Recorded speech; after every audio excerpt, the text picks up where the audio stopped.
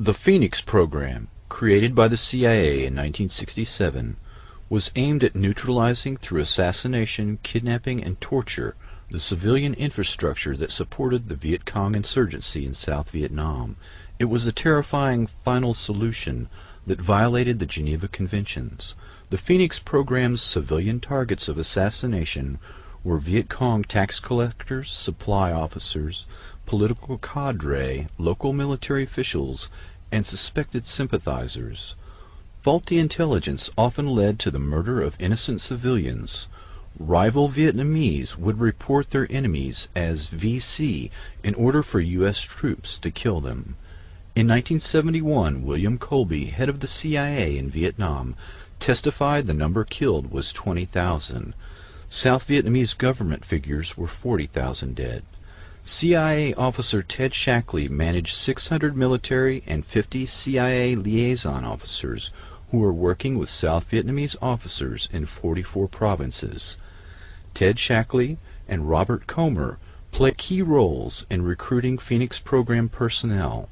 Many covert action officers were Cuban refugees from the Bay of Pigs fiasco.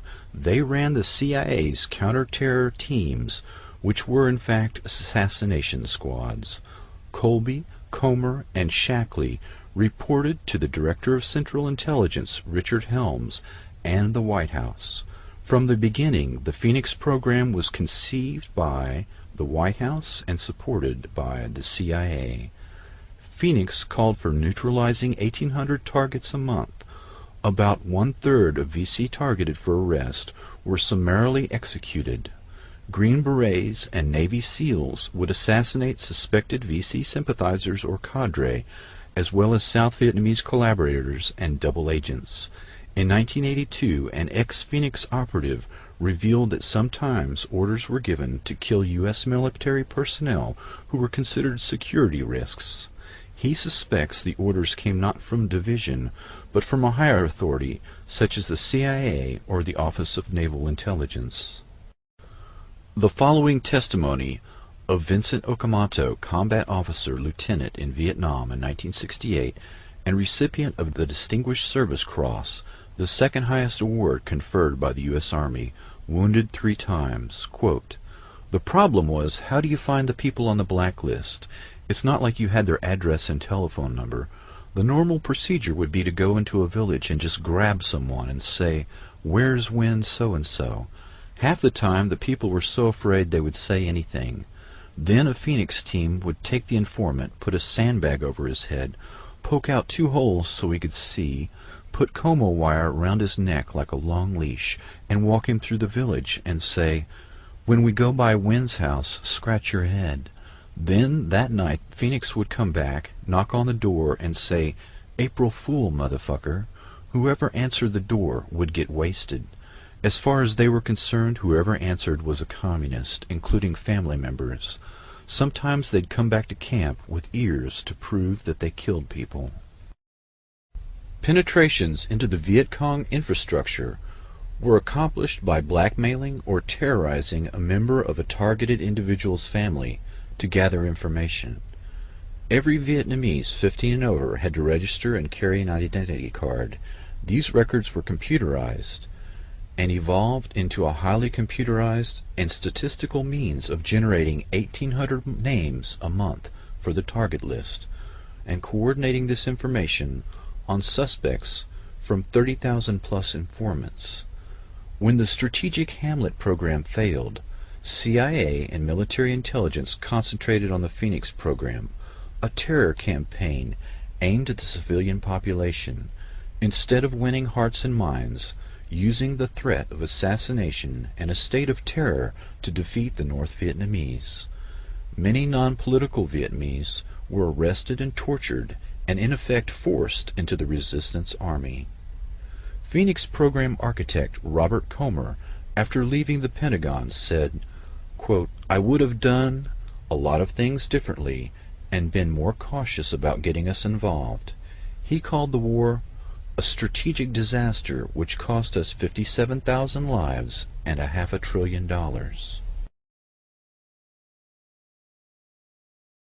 The Vietnam War was the formative experience for a generation of CIA and military intelligence personnel involved in the Phoenix program.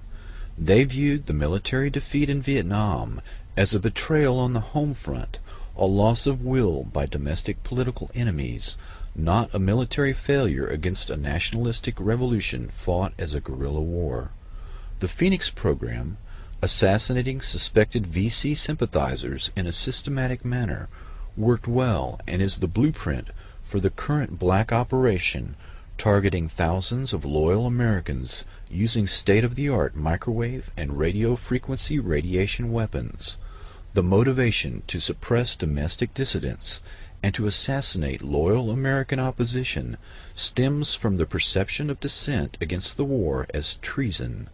This philosophy is stated very clearly in the Mind War paper written by NSA General Michael Aquino. The Department of Defense has a huge stake in futuristic technology that kills by ionizing and non-ionizing radiation, leaving little or no trace. The indiscriminate killing of the Phoenix program continues on American soil. The terms soft kill, slow kill, and silent kill refer to the new way of killing the enemy in conflicts short of war and the small wars of the future. The counterinsurgency doctrine has now been applied to the home front so that the perceived betrayal of the military in Vietnam will not be repeated. The generation of CIA and military intelligence led by Shackley, Helms, Casey, Singlab, Secord, John B. Alexander, Michael Aquino, Paul Vallely, and others have built the perfect beast, using selective assassination that leaves no trace. The ability to cull the human herd with silent kill technology allows a few personalities to remake the entire society in their own image. Extremely low frequency technology slowly drives the target crazy with silent sound, similar to the CIA MKUltra psychiatrist Ewan Cameron's psychic driving technique used to break down the target's personality. The new buzzwords at the Pentagon are synthetic telepathy and psychotronics. Another means of attack on targets is the Smirnov patent that uses subliminal suggestion to manipulate human behavior. This patent was purchased by the remote viewing company Scitech Corporation. Military intelligence officers involved in developing these non-lethal weapons include Alexander, Aquino, Puthoff, and others, also control Scitech.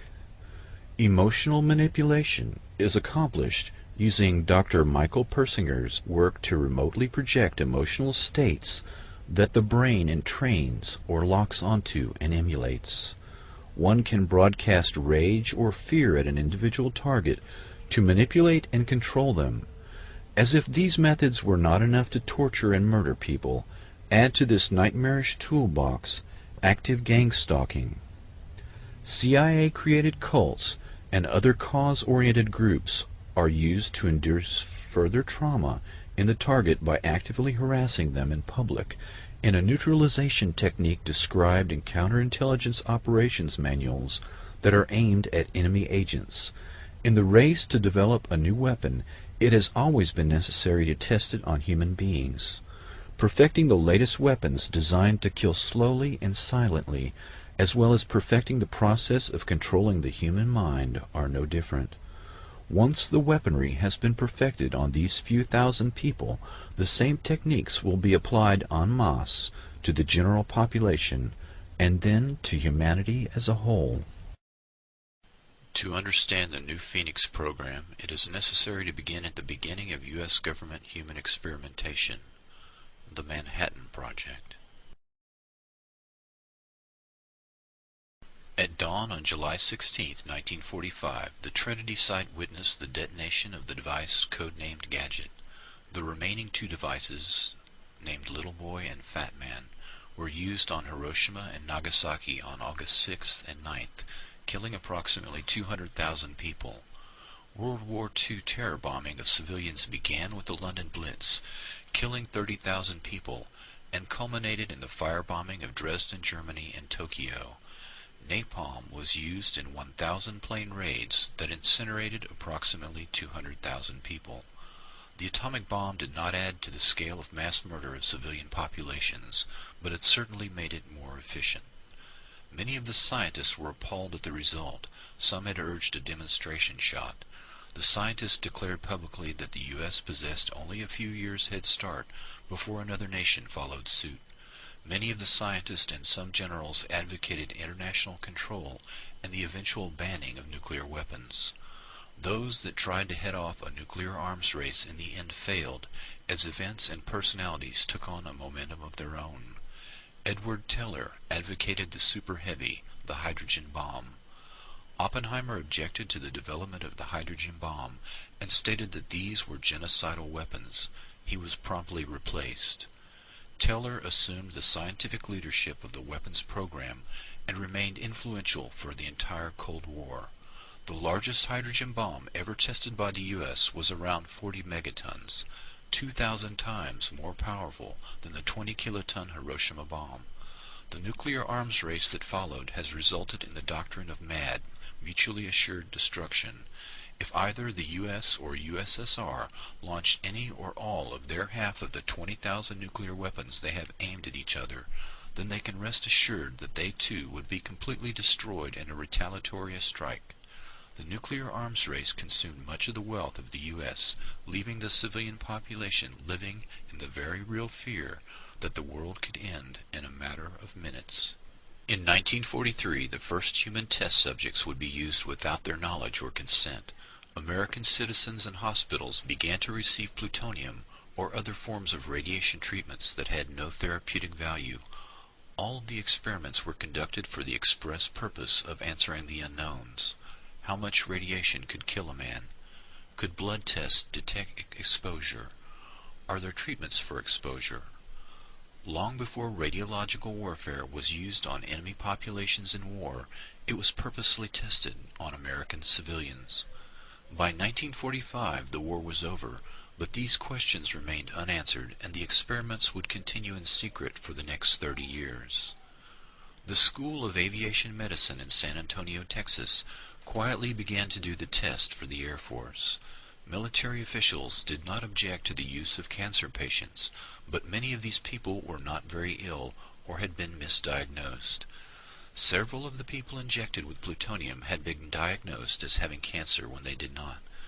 Many of the others were not cancer patients, but suffered from illnesses such as hemophilia, scleroderma, or Cushing's disease. These errors were repeated in the total body irradiation experiments that were sponsored by the military. Many of the cancer patients had been well enough to work and live normally. A lethal dose of radiation is 350 rad. After doses of 100 to 2,000 rad, many patients died within days or weeks from radiation poisoning. Those that lived were often debilitated and in constant pain. Nazi scientists were employed at Randolph Air Force Base in San Antonio and involved in these lethal experiments. These were just a few of the thousands of Nazi scientists who had secretly been smuggled into the U.S. under Operation Paperclip to help the U.S. destroy the USSR. Dr. Hubertus Strughold was their intellectual and spiritual leader in radiation studies.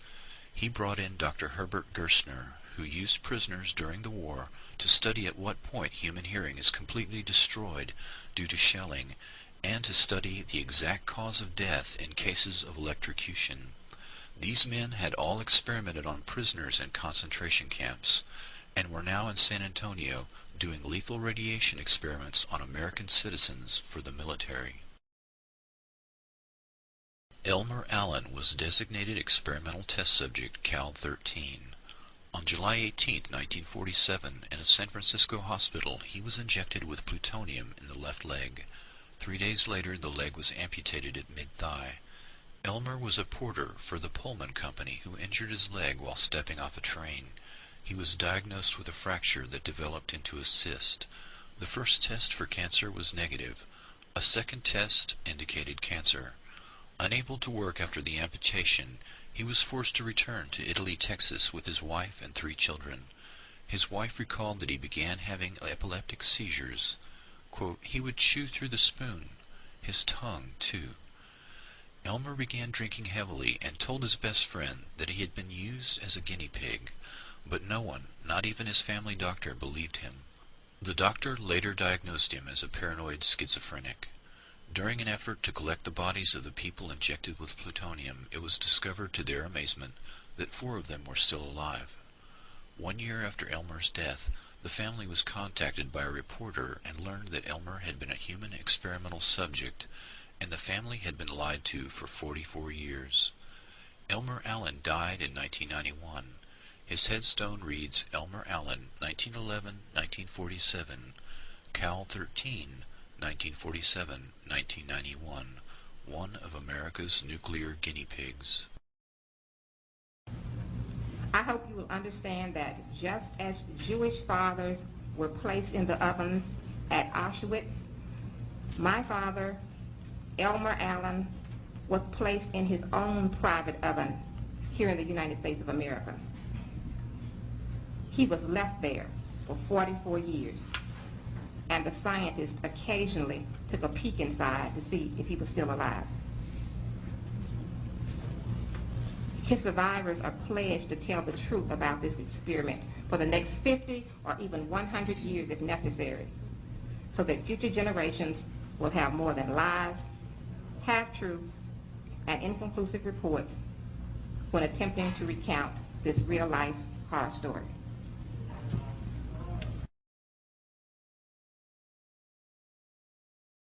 While secret radiation experiments on thousands of Americans were going on in hospitals, the very public testing of nuclear weapons lasted from 1945 until the Nuclear Test Ban Treaty in 1963. Approximately 253 above-ground tests were conducted in the Pacific and continental United States, in which 200,000 military personnel took part. The Atomic Veterans issued the following statement. "We were the victims of radiation experiments too. They exposed over 200,000 of us in over 200 atmospheric, atomic, and hydrogen bomb tests between 1945 and 1962. They deliberately bombed us with nuclear weapons and exposed us to deadly radioactivity to see how it would affect us and our equipment in nuclear warfare on land, sea, and air. They didn't need our informed consent because we were under military discipline. They devalued our lives too. They made us sterile. They crippled and killed our children. They made widows of our wives, then denied repeatedly and publicly that there was ever any danger. Say the lie often enough, and people will believe it."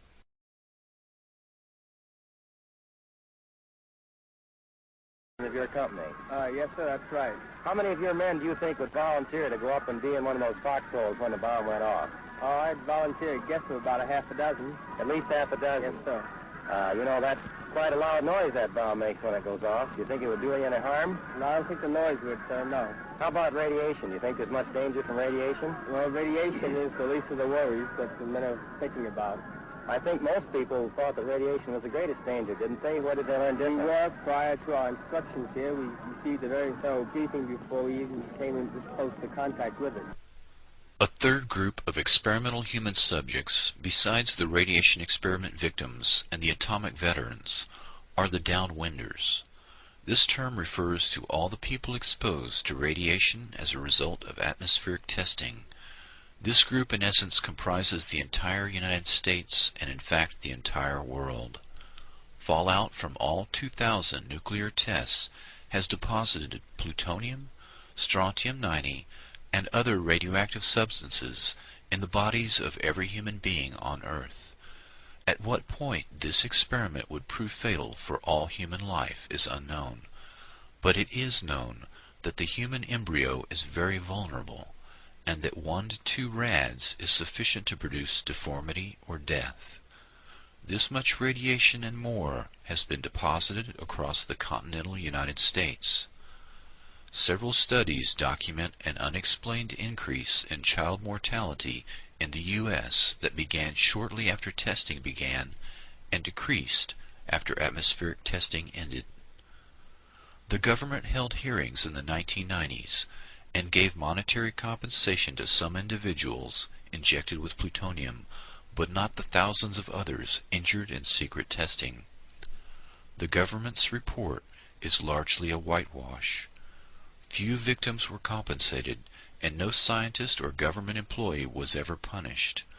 The institutions involved all claimed ignorance or that the patients were fully informed, which was patently false in all cases. They have largely dodged their responsibility for participating in these acts, the same acts for which the Allies hung Nazi war criminals. After the 1995 Presidential Advisory Committee on Human Radiation Experiments submitted its final report, the children of the deceased plutonium victims had the following statements. Quote, "I guess the government really won. All the culprits that planned and executed this thing got away with it. For them to say that a little apology is enough is just beyond belief. I do feel betrayed, and I feel abused by this committee's report." Unquote. Nuclear explosions produce plutonium oxide, which is deposited in the lungs and lymph nodes and cannot be detected in the urine. The human experimental subjects were injected with a different form, plutonium citrate or plutonium nitrate, which does show up in the urine. 30 years of testing urine from those exposed in above-ground nuclear tests has led to thousands of tests that show a false negative, meaning that the tests were scientifically useless. It had all been for nothing. Mary Jean Connell, the only living victim of the plutonium experiments, when asked how she felt after receiving $100,000, merely replied, "I'm afraid it's going to happen again, you know."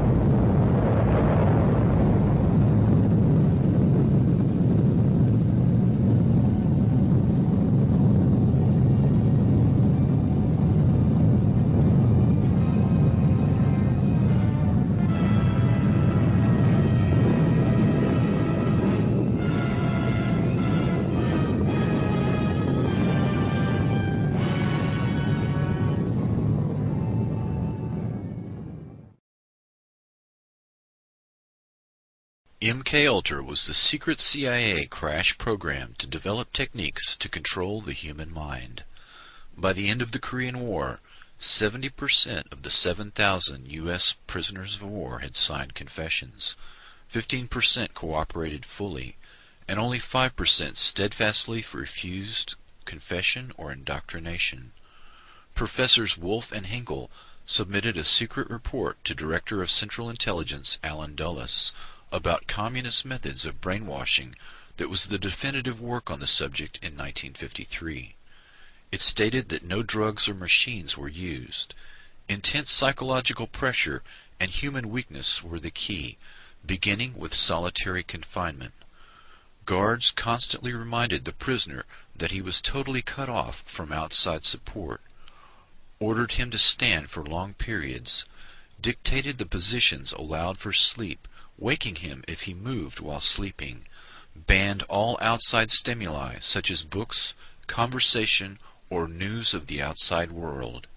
After 4 to 6 weeks the prisoner would break down. Quote, "He weeps, he mutters, and prays aloud in his cell."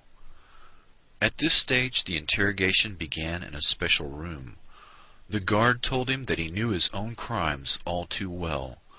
The prisoner is in the position of trying to prove his innocence to he knew not what. The interrogator and the prisoner bond in their shared ransacking of the captive's soul. As the interrogation proceeded, the prisoner realized that he could only end his ordeal with a full confession. Quote, "The prisoner feels that something must be done to end this. He must find a way out." According to a KGB man, more than 99% of prisoners sign a confession at this stage. Then the subject was either shot or sent to a labor camp after sentencing. Chinese techniques would move on to re-education of prisoners by moving them into a group cell for political indoctrination, incessant study of Marx and Mao, lectures and self-criticism led to political conversion by group pressure. Prisoners demonstrated their commitment by ferociously attacking any deviations. Constant intimacy with prisoners who reviled him for his resistance pushed the prisoner beyond his emotional endurance. As the prisoner conformed, his cellmates gave increased acceptance and esteem, which reinforced his commitment to the party, for he learned that only his acceptance allowed him to live successfully in the cell. In contrast, the American mind control effort was a mini-Manhattan Project, with the conviction that the keys to brainwashing lay in technology. The agency's brainwashing experts gravitated to people in the mold of the brilliant and sometimes mad scientists, obsessed by the wonders of the brain. In 1953, CIA officer Richard Helms chose Dr. Sidney Gottlieb to run the technical service staff. The TSS, through the Office of Research and Development, was given the job of developing poisons to assassinate political opponents, truth serum drugs for interrogating spies, and hypnotic techniques to create unwitting double agents, couriers, and robot assassins. Dr. Gottlieb used Nazi scientists and their state-of-the-art mind control techniques that had been perfected in concentration camps using victims of the Holocaust. General Dwight D. Eisenhower gave his personal approval to exploit the work and research of the Nazis in the death camps. The German doctors were brought to the U.S. and went to work for Project Paperclip. These men were insulated against war crimes charges. The Nuremberg prosecutors were shocked that the U.S. authorities were using German doctors despite their criminal past. Under the leadership of Dr. Strughold, 34 scientists accepted contracts from Project Paperclip and were moved to Randolph Air Force Base in San Antonio, Texas. These personalities began to work on human radiation studies, aviation medicine, microwave technology, and MKUltra mind control experiments. The authorization to hire these Nazi scientists came directly from the Joint Chiefs of Staff. The top military brass stated that they wished to exploit these rare minds. Operation Paperclip eventually recruited 9,000 Nazi scientists and technicians to help the U.S. destroy the USSR. Some of these scientists were known as programmers, people skilled in the art of breaking down and controlling the human mind. Dr. Joseph Mengele and others experimented extensively with children and adults using mescaline, electroshock therapy, hypnosis, sensory deprivation, torture, rape, starvation, and trauma bonding in an effort to control the human mind. Dr. Mengele was so successful using the technique of trauma bonding that survivors today still exhibit a profound affection for their torturer, referring to Mengele as Beautiful Joseph. Dr. L. Wilson Green was a Jewish doctor who the Nazis coerced to participate in their experiments at Auschwitz.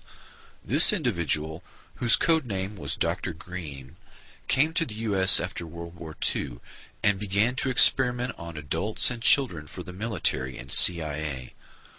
The military and CIA copied the Nazi methodology and began numerous programs of their own. The first CIA program was known as MKUltra. The MK is an abbreviation for the German words for mind control. By 1953, the CIA, U.S. Navy, and U.S. Army Chemical Corps were conducting their own narco-hypnosis programs on prisoners, mental patients, foreigners, ethnic minorities, and those classified as sexual deviants. To avoid confusion, the dozens of mind control operations will be referred to generically as MKUltra. According to MKUltra documents and sources, the methodology of mind control works best when severe trauma is administered by the age of 3 years old. Severe trauma, such as rape, applied at the age of 3, will cause the personality to split or dissociate in an attempt to shield the mind from memories of events too painful to endure. The psychiatric terms are multiple personality disorder or dissociative identity disorder, and can be produced accidentally or purposefully. The Three Faces of Eve is the true story of multiple personality disorder created by childhood abuse. Psychic trauma and creation of multiple personalities was eventually codified by programmers into a standard methodology and is typically accomplished by forcing children to observe and participate in the ritual sacrifice of animals and humans, and inducing further psychic trauma by the means of rape and other horrors. The trauma causes the dissociation. This functions much like the partitioning of a hard drive in a computer. The dissociative state is used as an opening to hypnotically induce an alternate shell personality. The programmer will use hypnosis and triggers to call forth the created personality, known as an alter personality. Only 20% of the general population is easily hypnotizable, but trauma at an early age makes people vulnerable to dissociation and thus easily hypnotizable. Typically, the programmer might wear a costume, such as a rabbit suit, and sacrifice a rabbit in front of the child victims before they are physically traumatized. The image of the rabbit, a phrase from Alice in Wonderland, or similar paired images are used as the triggers to call forth the alter personality. The method works best when the trauma is repeated around 6 years of age. A few years later, the child victim's IQ test and personality test are evaluated to determine whether the child may be trained in assassination, sexual blackmail, drug courier, or other role. The subject can be hypnotized and used for operations, but would only be consciously aware of the sense of lost time. Dr. Sidney Gottlieb employed these early programmers and concentrated on the use of LSD for mind control and exotic poisons and drugs for political assassinations. He personally gave LSD to an unknowing fellow scientist, Dr. Frank Olson, who worked for the Army Chemical Corps Special Operations Division at Fort Detrick. His job was developing biological weapons. Dr. Olson committed suicide by jumping through the window of a 10th floor hotel. Dr. Gottlieb concealed his actions, and the Olson family was unaware of the cause of his suicide until 27 years later, when the facts emerged during a congressional hearing on CIA abuses. The link between Gottlieb and Olson illustrates how the different elements of biological and chemical weapons, radiation testing, and MKUltra were all intertwined. Dr. Ewen Cameron was president of the American and Canadian Psychiatric Associations. He ran the Allen Memorial Institute, which was founded in 1943 with funds from the Rockefeller Foundation. Nazi paperclip scientists made their way into the CIA and military-sponsored mind control programs here in the United States and Canada. Some of these scientists were friends of Dr. Cameron. Money for Cameron's operation came from the CIA and was funneled through the Cornell Society for the Investigation of Human Ecology. The systematic annihilation or depatterning of a subject's mind and memory was accomplished with overdoses of LSD, barbiturate sleep for 65 days at a time, and electroshock therapy at 75 times the recommended dosage. Psychic driving, the repetition of a recorded message for 24 hours a day, programmed the emptied mind. The Canadian government settled a class action lawsuit by 250 former patients of Dr. Cameron decades later, but no person or institution has ever been disciplined or punished for these activities. Linda McDonald was 25 years old in 1963 when Dr. Cameron treated her for mild postpartum depression. She received 102 electroshock therapy treatments, 80 days of drug-induced sleep, and emerged completely depatterned, essentially like a newborn, totally incontinent, unable to state her name or recognize her husband and children. She had to relearn how to drive, cook, read, and use a toilet.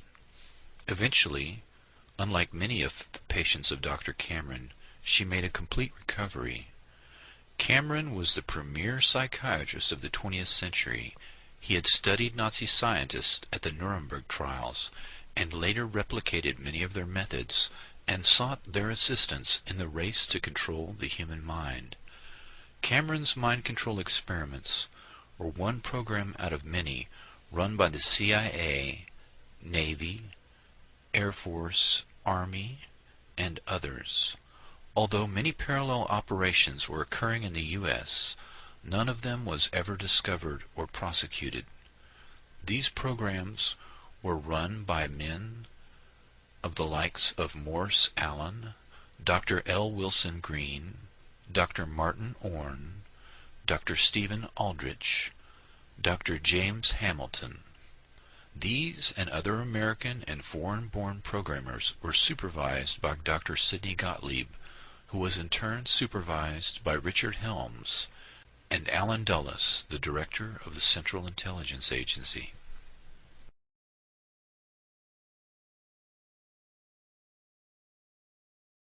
I was tired, I was depressed, my back was hurting. And so he said to the children's father, why don't you go to Montreal and visit this Dr. Ewan Cameron, this famous man who has all of these accolades, and have an assessment. So we went. My medical file even says that I took my guitar with me. And that was the end of my life. Within 3 weeks, Dr. Cameron decided to call me an acute schizophrenic and ship me up to the sleep room. I was in a coma for 86 days. 86 days of unbroken sleep. Yeah. Total comatose state. I had to be toilet trained. I was a vegetable. I had no identity. I had no memory. I'd never existed in the world before. Like a baby. Just like a baby that has to be toilet trained. Pictures, and I know who that is, who they are, but I don't remember them as my children at all. I mean, I know that they came from my body, but there's no, that's all. I don't know, and that's because I was told that. So these are my children. Linda McDonald would hound the federal government for 4 years before finally in 1992, Ottawa grudgingly agreed to compensate her and some of Dr. Cameron's other victims $100,000 each. Richard Helms ran the Dirty Tricks Department after the Bay of Pigs and became Director of Central Intelligence in 1966. He destroyed the archive on MKUltra when he left in 1972 and successfully covered up the crimes of MKUltra. Helms was a product of the Eastern Establishment. His grandfather was president of the Federal Reserve. Helms, like Gottlieb, was a Machiavellian character who used paperclip scientists and would stop at nothing to win. He advocated low-intensity warfare, transmitting strategic subliminal messages to the brains of enemy populations and the use of high frequencies to affect memory and the unconscious mind. In 1964, he wrote a memo to the Warren Commission where he mentions biological radio communication.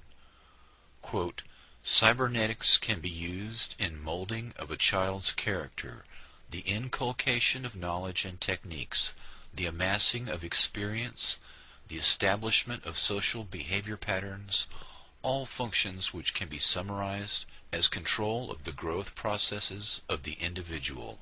In 1953, MKUltra relied on LSD, but by the 1960s the emphasis had changed to biological radio communication. MKUltra had 149 sub-projects that encompassed nearly every aspect of human behavior and social science. In the 1977 Senate hearings, former CIA Director Admiral Stansfield Turner stated that the program took place at 80 institutions, including 44 universities, 15 private companies, 12 hospitals, and 3 prisons. MKUltra Subproject 119 was the foundation of all non-lethal weapons programs currently active and included a summary of 5 areas, one of which is entitled Techniques of Activation of the Human Organism by Remote Electronic Means. This memo was dated August 17, 1960, and when viewed with other evidence that was not destroyed, shows significant interest in radio frequency weapons and direct control of human behavior at a distance. By 1960, the CIA dropped emphasis on the use of LSD in favor of electronic influence. This aspect of the research is where the greatest modern emphasis has been, rather than chemical or biological agents, both of which violate existing treaties and leave physical traces. Dr. Stephen Aldrich took control of the Office of Research and Development in 1962 from Dr. Sidney Gottlieb. Aldrich started Operation Often, an investigation into the occult with the help of Houston sorceress Sybil Leek. CIA behaviorists carefully studied every aspect of the occult underground. The Scientific Engineering Institute, SEI, was a CIA cutout that had been set up in 1956 to study radar. In 1962, SEI set up a lab to study the effects of electrodes deep in the brain. In 1972, SEI also sponsored a course at the University of South Carolina in rituals of demonology and voodoo. Dr. Aldrich was an MKUltra programmer who focused on remote brain manipulation and the occult, the twin threads that run through SEI Corporation. In 1962, a CIA manual focused on radiohypnotic intracerebral control, RHIC, which was developed by the Pentagon. Quote, "When a part of your brain receives a tiny electrical impulse from outside sources, such as vision, hearing, etc., an emotion is produced. Anger at the sight of a gang of boys beating an old woman, for example. The same emotions of anger can be created by artificial radio signals sent to your brain by a controller. You could instantly feel the same white-hot anger without any apparent reason." Unquote. Another term, electronic dissolution of memory, EDOM, refers to the ability to erase memory at a distance.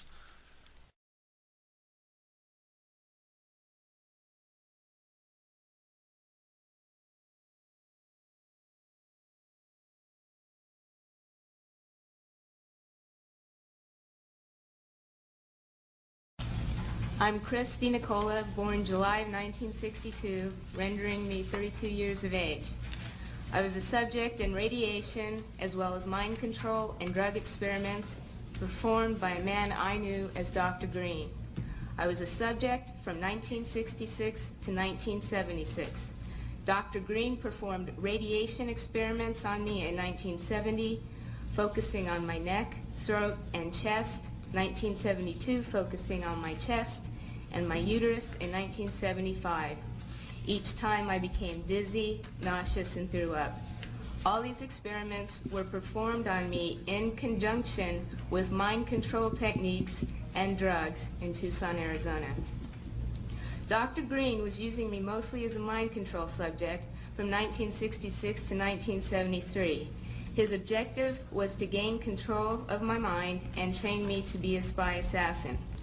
I was in what looked like a laboratory, and there seemed to be other children. I was strapped down, naked, spread eagle, on a table, on my back. Dr. Green had electrodes on my body, including my head. He used what looked like an overhead projector and repeatedly said he was burning different images into my brain while a red light flashed aimed at my forehead. In between each sequence, he used electric shock on my body and told me to go deeper and deeper, while repeating each image would go deeper into my brain, and I would do whatever he told me to do. I felt drugged because he had given me a shot before he started the procedure. When it was over, he gave me another shot.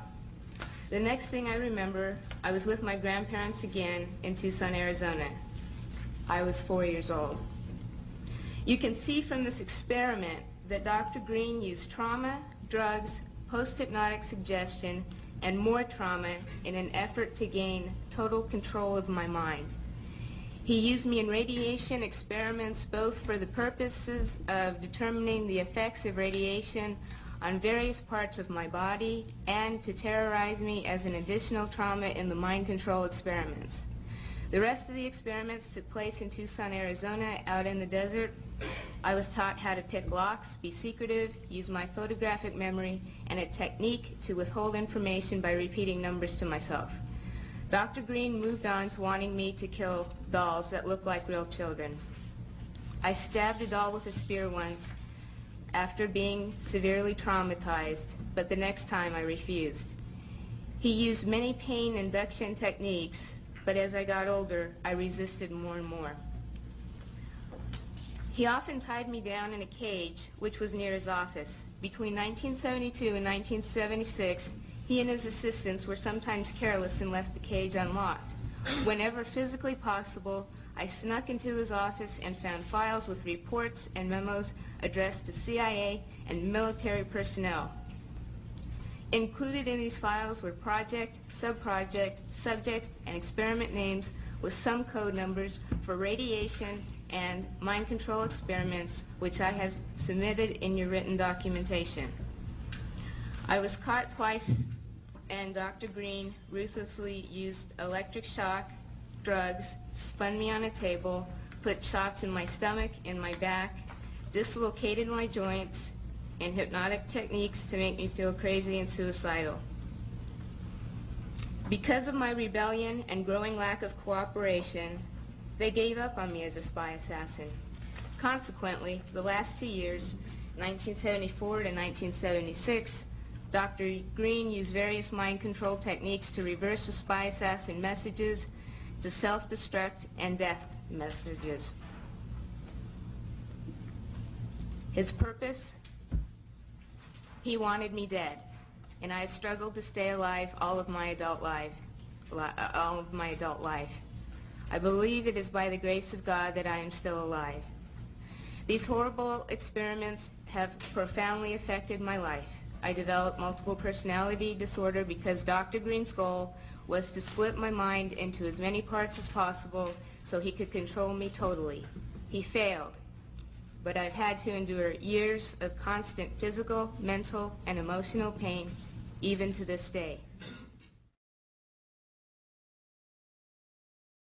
Between the years of 1957 and 1984, I became a pawn in a government scheme. His ultimate goal was mind control and to create the perfect spy, all through the use of chemicals, radiation, drugs, hypnosis, electric shock, isolation in tubs of water, sleep deprivation, brainwashing, verbal, physical, emotional, and sexual abuse.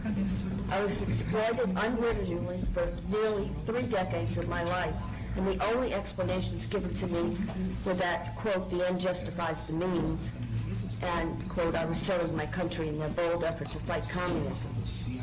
I can only summarize my circumstances by saying they took an already abused 7-year-old child and compounded my suffering beyond belief. The saddest part is, I know for a fact that I was not alone. There were countless other children in my same situation, and there was no one to help us. until now. Dr. L. Wilson Green, who claimed to have received $50 million from the Edgewood Chemical and Radiology Laboratory as part of the TSD, or Technical Science Division of the CIA, once described to Dr. Charles Brown that, quote, children were used as subjects because they were more fun to work with and cheaper, too. They needed lower profile subjects than soldiers or government people, so only young, willing females would do. Besides, he said, I like scaring them. They in the agency think I'm a god, creating subjects and experiments for whatever deviant purposes Sid and James can think up. Sid being Dr. Sidney Gottlieb, James, Dr. James Hamilton.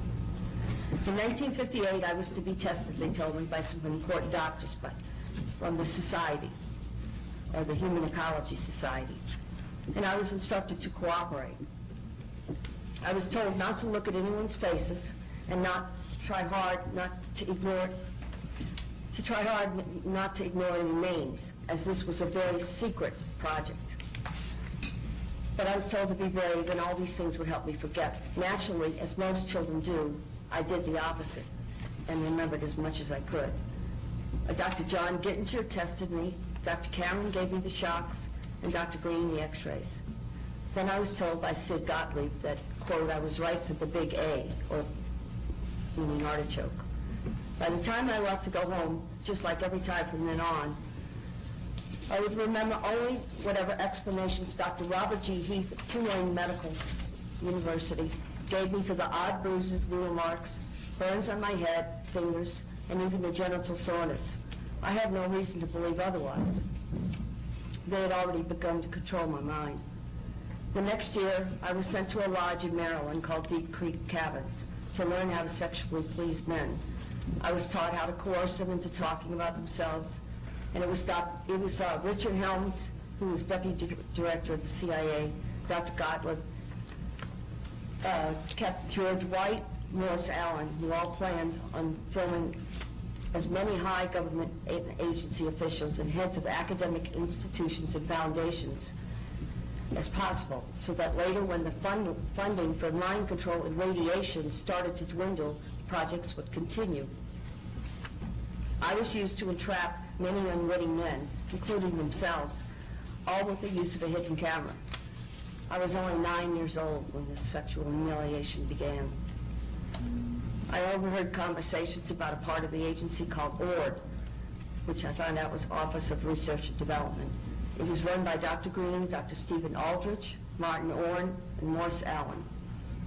Once a crude remark was made by Dr. Gottlieb about a certain possible leak over New Orleans East involving a large group of retarded children who are being given massive doses of radiation. He asked, why was Wilson so worried about a few retarded kids? After all, they would be the least likely to spill the beans. Another time, I heard Dr. Martin Orne, who was the director then of the scientific office and later the head of the Institute for Experimental Research, state that, quote, in order to keep more funding coming from different sources for radiation and mind control projects, he suggested stepping up the amounts of stressors used and also the blackmail portion of the experiments. He said it needed to be done faster than to get rid of the subjects, or they were asking for us to come back later and haunt them with our remembrances. I've already submitted as much information as possible, including conversations overheard of the people, agencies responsible. I'm able to report all this to you in such detail because of my photographic memory and the arrogance of the doctors, the arrogance of the people involved. They were certain they would always control my mind. Although the process of recalling these atrocities is not an easy one, nor is it without some danger to myself and my family, I feel the risk is worth taking.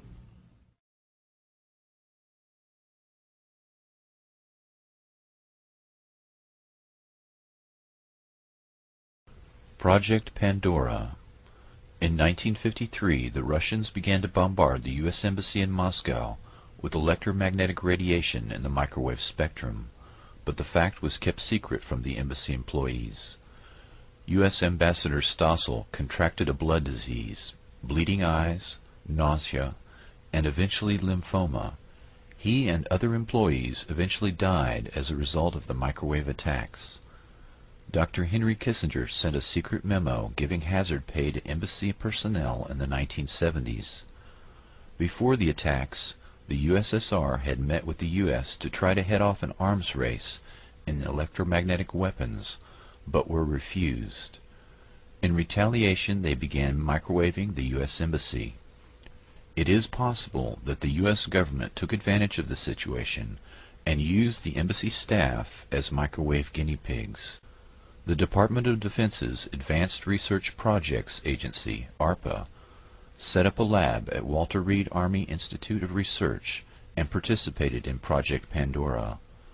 Scientists began zapping monkeys to study the biological effects of highly concentrated microwave frequencies. Similar studies were conducted at the VA hospital in Kansas City, University of Rochester, Brooks Air Force Base, Johns Hopkins, MIT, the MITRE Corporation, University of Pennsylvania, and other domestic and foreign labs. In one study, Dr. Jose Delgado experimented on 4 human subjects using radio waves, reporting they experienced different emotions, sensations, and colored visions.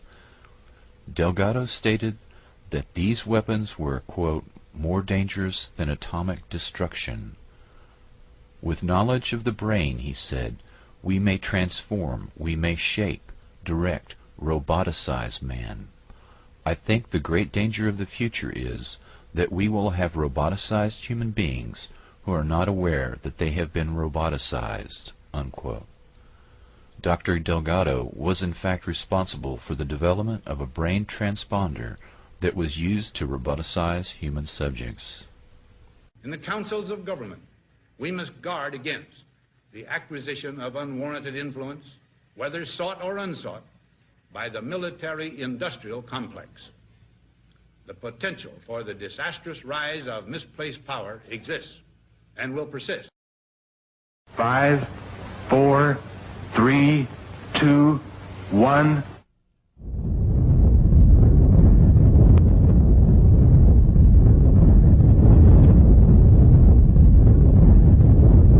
In the dead silence of the morning, at 5:29:45 Mountain War Time, the Jornada del Muerto was bathed in an intense flash of a light that man had only seen from the stars.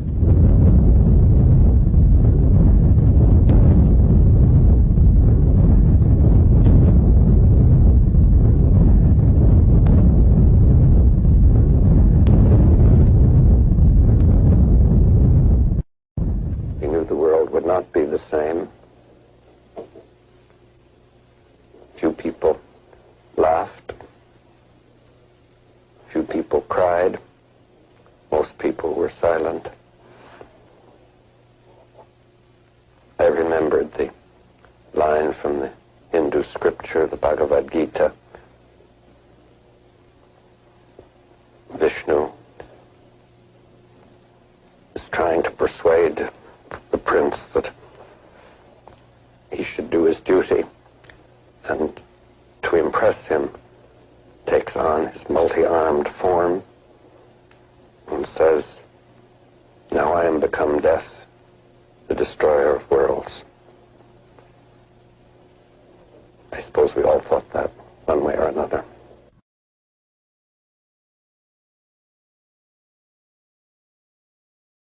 The women peace campers at Grenham Common, England, claimed that they were attacked by U.S. electromagnetic weapons from within the U.S. Air Base. Scientists from Electronics Today measured some form of electromagnetic wave that was responsible for the illnesses they suffered. A team of doctors from the Medical Campaign Against Nuclear Weapons compiled a report on the condition of the affected women.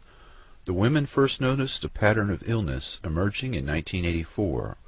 Women at different points around the camp appeared to experience similar symptoms at the same time, even though they were not in contact with one another. Large numbers of women complained of sudden feelings of extreme tiredness shortly before major events, such as the departure of a cruise missile convoy.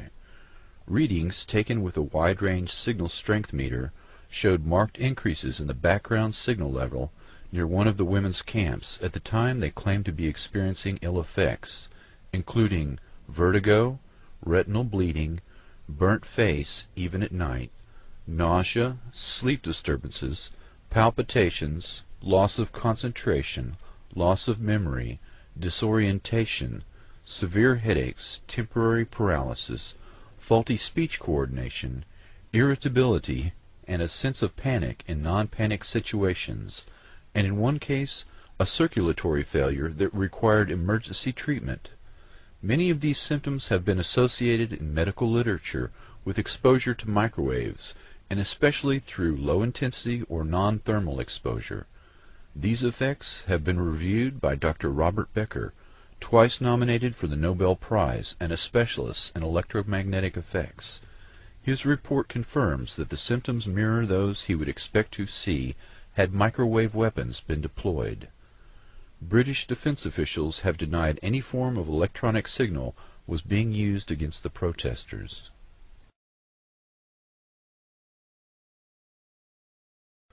The Department of Justice Electromagnetic Weapons Program. The Department of Defense uses the Department of Justice to develop and test non-lethal weapons as an aspect of deniability because many of these applications violate existing treaties. By using the Department of Justice and classifying these programs as crowd control, they are able to avoid scrutiny and can violate the spirit of the law without technically being in violation of international treaties. In 1993, the National Institute of Justice Initiative on Less Than Lethal Weapons recommended that state and local police departments in America utilize psychotronic, electromagnetic, and other mind control weapons against American citizens involved in, quote, domestic disturbances, an open-ended term that could include family arguments. The report said, quote, short-term research will be completed to adopt a military technology to use by domestic law enforcement, including laser, microwave, and electromagnetic weapons, unquote. The Washington Post reported, quote, the Pentagon and the DOJ have agreed to share state-of-the-art military technology with civilian law enforcement agencies, including exotic non-lethal weapons, unquote. This new approach to law enforcement was showcased in a 3-day secret conference on non-lethal weaponry at the Applied Physics Laboratory at Johns Hopkins University in Maryland. The conference head was Colonel John B. Alexander, Program Manager for Non-Lethal Psychotronic Defense, Los Alamos National Laboratory. Attending the meeting was Attorney General Janet Reno, military weapons specialists, and representatives from state and local police departments. Subjects included radio frequency weapons, high-powered microwave technology, acoustic technology, voice synthesis, and application of extreme frequency electromagnetic fields to non-lethal weapons. Question about some of the technology that you're developing to fight the war on terror, specifically directed energy and high-powered microwave technology. When do you envision that you can weaponize that type of technology? Goodness, it is in, for the most part, the kinds of things you're talking about are in varying early stages. Do you have anything you'd add? I don't think I would add much. I think they are in early stages and probably not ready for employment at this point. But you sound like you're willing to experiment with it. Yeah, I think that's the point, and I think, and we have, I think, from the beginning of this conflict, I think General Franks has been very open to looking at new things if there are new things available, and has been willing to put them into the fight even before they've been fully wrung out. And I think that's not referring to these two particular cases of directed energy or high-powered microwave, but sure.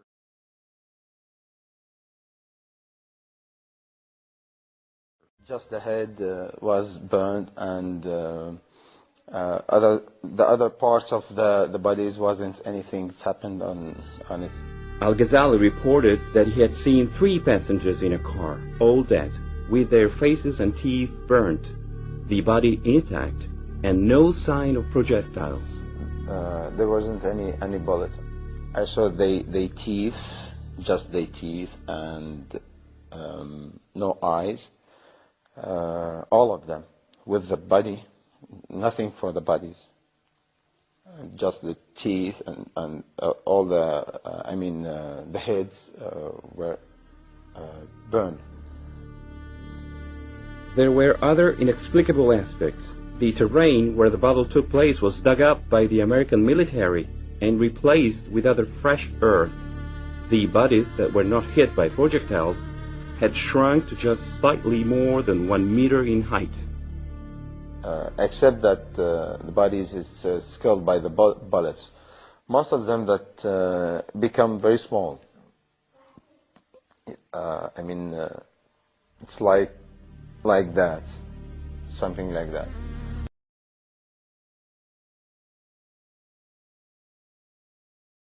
Talk with the colleague Dr. Saad El-Falluji, which is the chief surgeon in that hospital. Dr. El-Falluji said to me that from the survivors that he operated, that they said they did not hear any noise.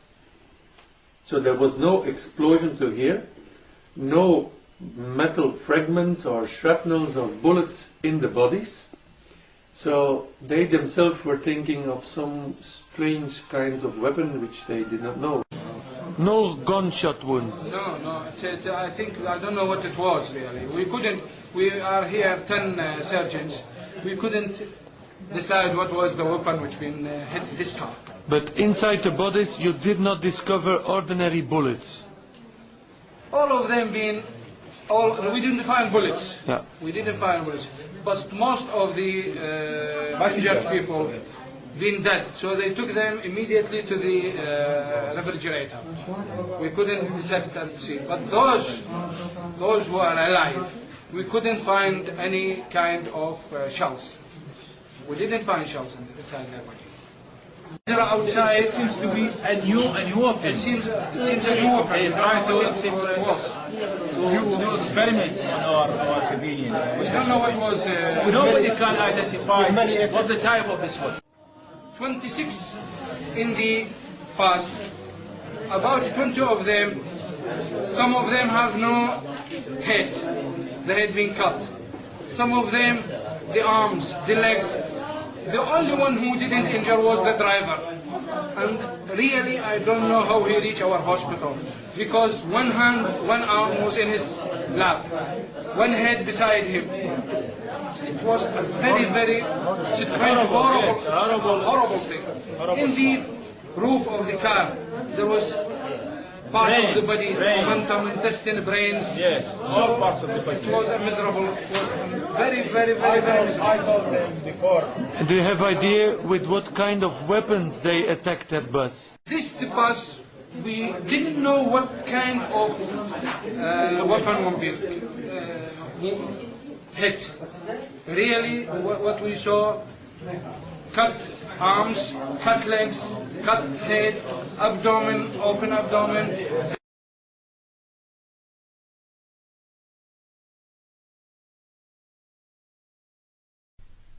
Intelligence agencies have infiltrated and created some satanic groups, with the resurgence of these groups beginning in 1966, particularly with the birth of the Church of Satan, founded by Anton LaVey. LaVey studied criminology in San Francisco and worked in the San Francisco Police Department Crime Lab. He also worked as an informant for Interpol. Prior to the Church of Satan, LaVey ran a group called the Magic Circle. LaVey's most famous associate is the National Security Agency General Michael Aquino. At the time of his membership in LaVey's group, Aquino was an Army specialist in intelligence and psychological warfare. In 1973, he became the executive officer of the 306th Psychological Operations Battalion, contemporary with his founding of the Church of Set. General Michael Aquino wrote, "From PSYOP to Mind War, the Psychology of Victory." Aquino's thesis stated that enemy populations could be subdued by inflicting a state of psychological terror and feelings of imminent destruction. He discusses the use of psychotronic weapons or electromagnetic weapons that influence the mind. Capitulation could be induced without firing a shot by extremely low-frequency signals piggybacked on broadcasts of radio, TV, or microwave communications in order to influence and manipulate the thoughts and feelings of the target population.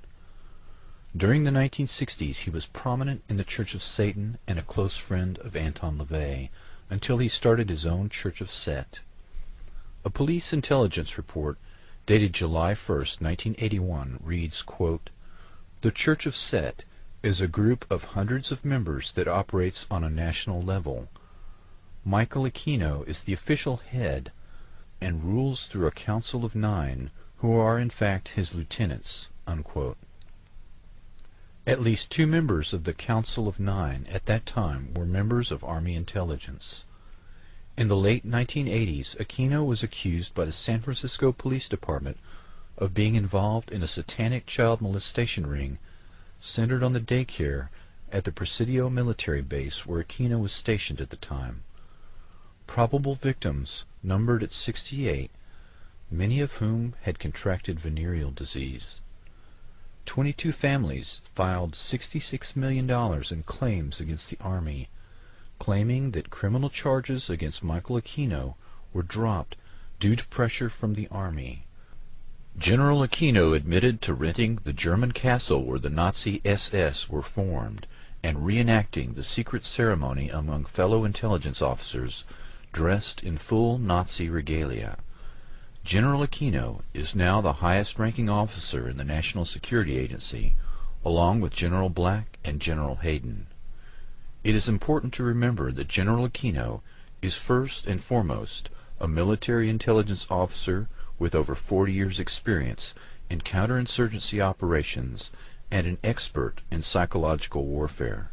General Aquino's psychological warfare campaign has started or infiltrated cults and other closed systems as part of a concerted effort to control large numbers of people and to destabilize the centers of constitutional and legal authority both here in the United States and in other nations. This methodology is part of a concerted plan that spans several generations. The Church of Satan and the Church of Set, as well as other cults and mainstream organizations, are closed systems with their own belief systems that are insular and separate from the reality that most people take for granted. These closed systems allow large numbers of people to be manipulated into performing antisocial acts that most members of the greater society would not contemplate. Aquino first participated in MKUltra-related activities in Vietnam as part of the Phoenix program in the 1960s. These ongoing MKUltra operations are functioning as a counterinsurgency and infiltration operation aimed at destabilizing the United States and other industrialized nations. The following cults have been used by General Aquino or his associates to continue MKUltra operations outside of the laboratory. The mass suicides at Jonestown of 890 people had similar threads, a cult with sinister connections. Jim Jones, who had connections to the CIA, set up his utopian experiment on the same land the CIA had used to train mercenaries to fight in Angola. According to investigators, the Jonestown experiment was conceived of by Dr. Lawrence Laird Layton, staffed by him and financed by Layton. The African-American cult had at its core a Caucasian inner council composed of Layton and his family.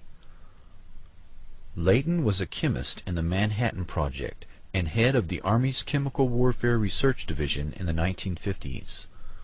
The People's Temple cult took over the Mendocino State Hospital as a part of a government pilot project to evaluate the feasibility of deinstitutionalizing mental patients. After a reduction in state funding, most of the patients at the Mendocino State Psychiatric Hospital were released into the custody of the People's Temple. Congressman Leo Ryan was assassinated in his attempt to investigate the cult. The pathologist in Guyana reported 80 to 90% of the victims' bodies had fresh needle marks. Other victims had been shot or strangled. In 1981, the survivors sued the former head of the CIA for, quote, enhancing the economic and political powers of James Warren Jones, unquote, and of conducting mind control and drug experimentation on the Temple flock. The Manson family was associated with the Process Church, which according to the Utah Department of Public Safety moved to southern Utah and changed their name to the Foundation. In a 1990 internal memo authored by church authority Glenn L. Pace, allegations were made of ritual abuse and human sacrifice. Pace writes that he has met with 60 victims of ritual abuse, but there were probably 2 to 3 times as many victims. 53 were female and 7 were male, 8 of which were children. All are members of the Mormon Church. 45 victims alleged they witnessed or participated in human sacrifice. The majority were abused by relatives. All had developed psychological problems such as multiple personality disorder. Quote, "The memories come in layers. The first might be of incest. Another layer might well be the memory of seeing people hurt or even killed. Then they remember having seen babies killed. Another layer is realizing that they participated in the sacrifices. One of the most painful memories may be that they even sacrificed their own baby. I have only seen those coming forth to get help. They are in their 20s and 30s for the most part. I can only assume that it is expanding geometrically, and am horrified by the numbers represented by the generation who are now children and teenagers." Unquote. Dr. Joseph Mengele found that trauma bonding and mind control work best when the victim is forced to kill someone they love, usually a twin. The Franklin conspiracy refers to a sexual blackmail operation and savings and loan fraud that began in Omaha, Nebraska in the early 1980s. Larry King, a 300-pound pedophile, operated a national child prostitution network that catered to wealthy patrons and Republican Party insiders. King was one of the fastest rising stars in the Republican Party.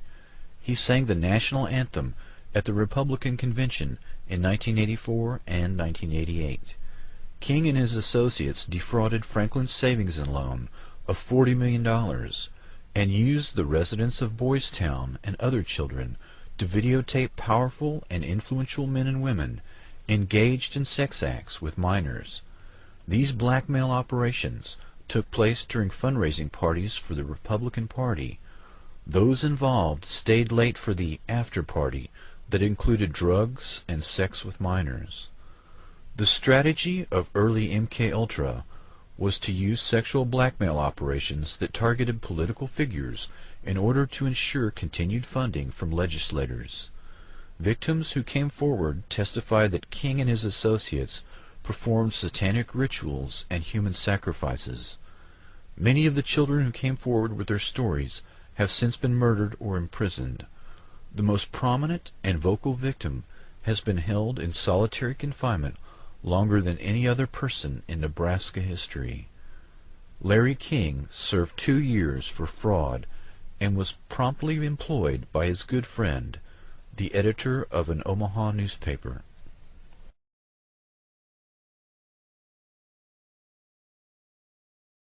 The Unification Church of Reverend Sung Myung Moon had close connections to the KCIA, the Korean Central Intelligence Agency, since its creation by the U.S. Central Intelligence Agency. 4 of Moon's early leaders were Army officers with KCIA credentials, and Moon's most influential aide, Dr. Bo Hai Pak, was liaison between the CIA and the KCIA, making numerous trips to the NSA headquarters at Fort Meade, Maryland. Moon's church is fabulously rich, with at least 600 front groups. It purchased the Washington Times newspaper for over $1 billion. Moon has claimed that he is the reincarnation of Jesus, Buddha, and Mohammed.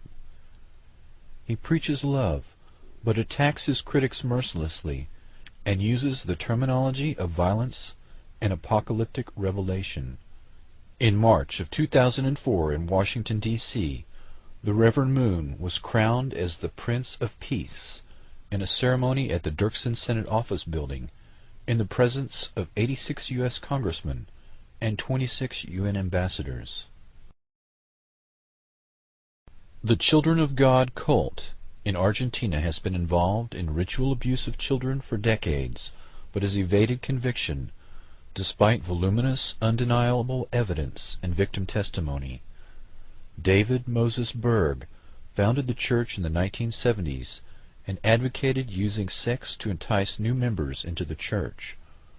Berg's own children and former members have stated that they were forced into sex between the ages of 4 and 10 years old with high-level church members. The victims also testified to a sexual blackmail and infiltration campaign aimed at some of the most powerful men in Europe, particularly in the media, legal community, and government. Powerful figures of political and financial support for the family include Libyan President Muammar Gaddafi, Chilean dictator Augusto Pinochet, and King Juan Carlos of Spain. The sect currently estimates its numbers at 300,000 converts in 60 countries.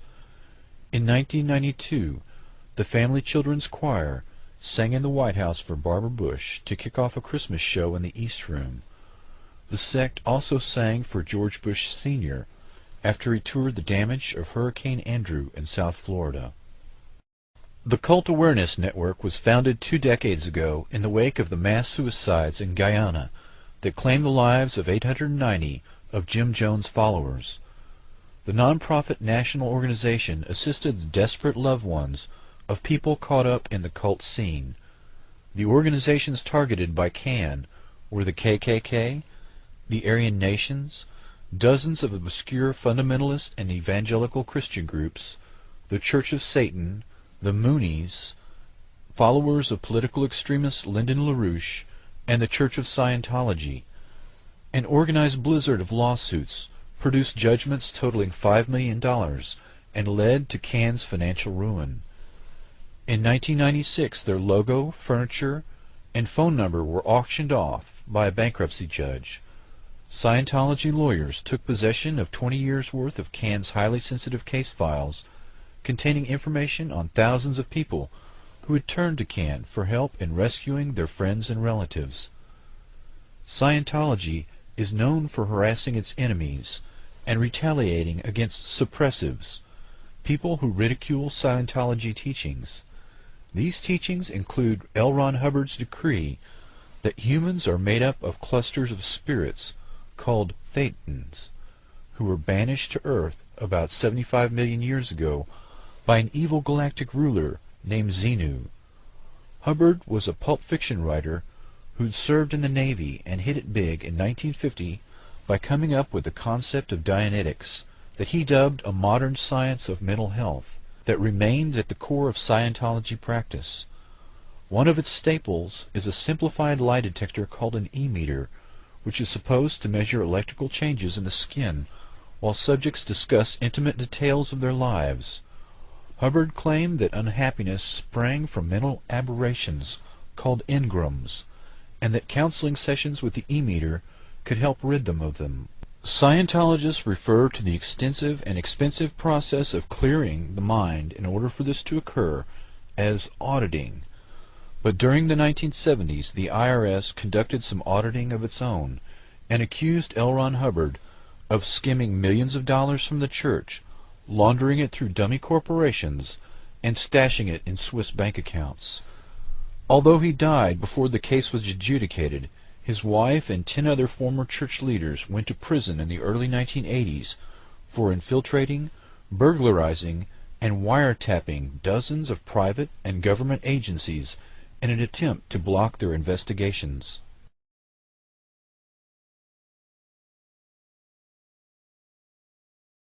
The majority of Masons join and undergo rituals and rites that seem to have no meaning.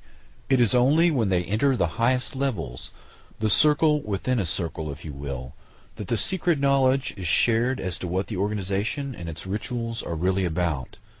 This knowledge is imparted to a select few, who achieve 32nd degree status or higher. What these rights are, and what this secret knowledge is, has yet to be proven. The Masons are one of the most prominent links between victims of satanic ritual abuse. Victims of SRA are in effect victims of MKUltra experiments in childhood. Literally thousands of people from different parts of the country who have never been in contact with each other are telling essentially the exact same story, that as very young children, these people were forced to participate in satanic ritual abuse, including child rape and ritual sacrifice. The consistency of the stories, the links to MKUltra and satanic ritual abuse, seem to be a fantastic story at first, but victim testimony is very consistent, and the association of both programs to high-level Mason members has been repeated many times. Many of the personalities involved in the original MKUltra experiments were high-level Masons, including Dr. Sidney Gottlieb, Dr. George Estabrooks, Dr. Ewan Cameron, and others in the intelligence community. Masons have been accused of many things over the years, but it is equally likely that the Masons were infiltrated by CIA perpetrators of MKUltra in an effort to control a closed system and have access to experimental subjects. MKUltra was moved out of the laboratory and into these closed systems of various kinds that could be manipulated and used to supply large numbers of children for mind control experiments and blackmail operations without directly implicating the CIA.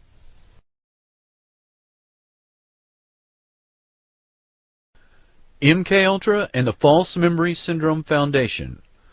Dr. Martin T. Orne is an original board member of the False Memory Syndrome Foundation, the FMSF, as well as a senior CIA researcher at the University of Pennsylvania's Experimental Psychiatry Laboratory. The FMSF was created to deny the existence of cult mind control and child abuse, and is staffed with psychiatrists connected to the CIA and their mind control experimentation. The phenomenon of children being coached or led to invent tales of abuse or make up such stories does exist, but comprises a small minority of the reported cases of child abuse, between 2 and 8% of all reported cases. One survey found 88% of therapists considered ritual child abuse a very real social problem. Only 5% of all child abuse cases ever enter the courtroom. Half of these end with the child returned to the custody of the abusive parent. Dr. Orne's research into hypnoprogramming at Cornell University in the 1960s was paid for by the Human Ecology Fund, which also funded some of Dr. Ewan Cameron's brainwashing and remote mind control experimentation. CIA-funded black psychiatry at that time specialized in electroshock lobotomies, drugging agents, incapacitants, hypnosis, sleep deprivation, and radio control of the brain. The FMSF founder, Dr. Ralph Underwager, and his wife openly advocate pedophilia, saying that it is God's will adults engage in sex with children. Underwager told a British reporter in 1994, quote, that scientific evidence proved 60% of all women molested as children believed the experience was good for them. Dr. Underwager is the world's foremost authority on false memory, but in court is repeatedly revealed as a charlatan. Numerous other members of the FMSF have connections to pedophilia, covert operations, and black psychiatry. Peter and Pamela Frade, executive directors of the FMSF, have been accused of child abuse by their daughter, a professor of psychology at the University of Oregon. The industrial production of FMSF stories in journals, newspapers, and TV have shaped public opinion.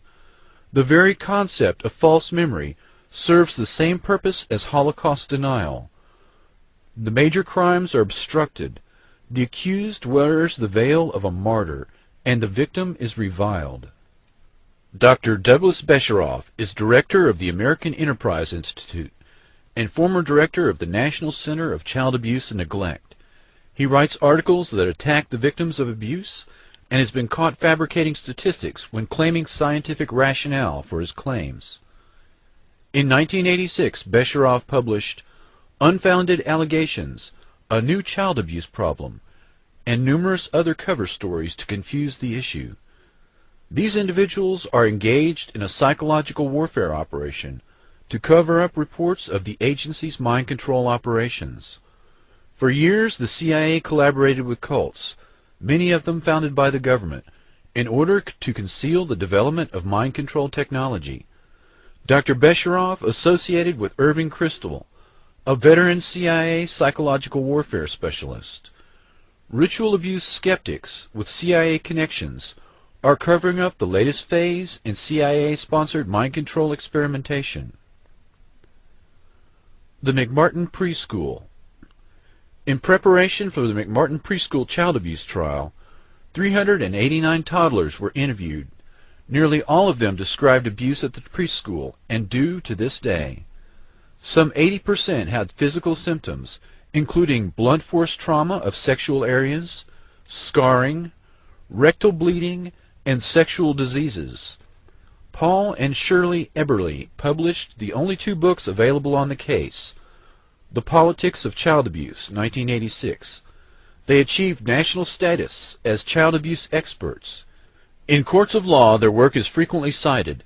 They lecture widely to receptive audiences and have been speakers at a conference held by Victims of Child Abuse Laws, VOCAL. These 2 individuals ran an underground tabloid, Finger, in the 1970s. Finger delved heavily into sadomasochistic sex, sex with children, and sex acts involving human excrement. These 2 pedophiles seek to portray every abuser as a victim of mass hysteria, satanic panic, and witch hunts. They are just 2 of many. The parents of the McMartin preschoolers hired scientists and technicians who unearthed a series of underground tunnels beneath the school, confirming the children's testimony. The longest tunnel was 45 feet long and 6 feet below the school, with a 9-foot chamber spoken of by the children. Another branch led to the triplex next door, surfacing beneath a rollaway bathtub. Forensic tests on thousands of objects found at the site included 200 animal bones. The tunnels were dug in 1966, the year of the school's construction, by the father of the defendant, Charles Buckey. Buckey built the school and worked for Hughes Tool Company. There is an old adage, Hughes is the CIA.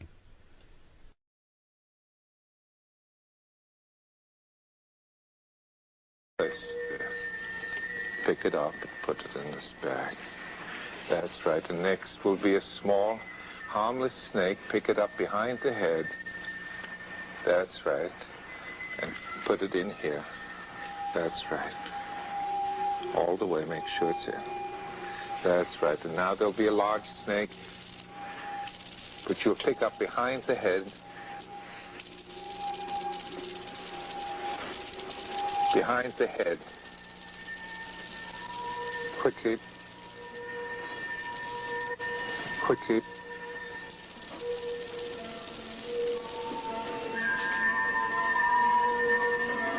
Let go. That's right. And your eyes are closing now, just sinking deeper. And as I ask you to open your eyes, you're going to be aware that there's a beaker in front of you. Do not touch the beaker. And there will be 2 other beakers also in front of you. You look at them. It's all right to open your eyes now. You'll see the beakers. Now I want you to focus on this beaker. Shortly I'll ask you to do something. This beaker you want to be careful of because it is filled with acid. It is nitric acid. You've had chemistry, haven't you? And you know that the nitric acid dissolves copper. I'm going to put a penny into the acid. Look what happens.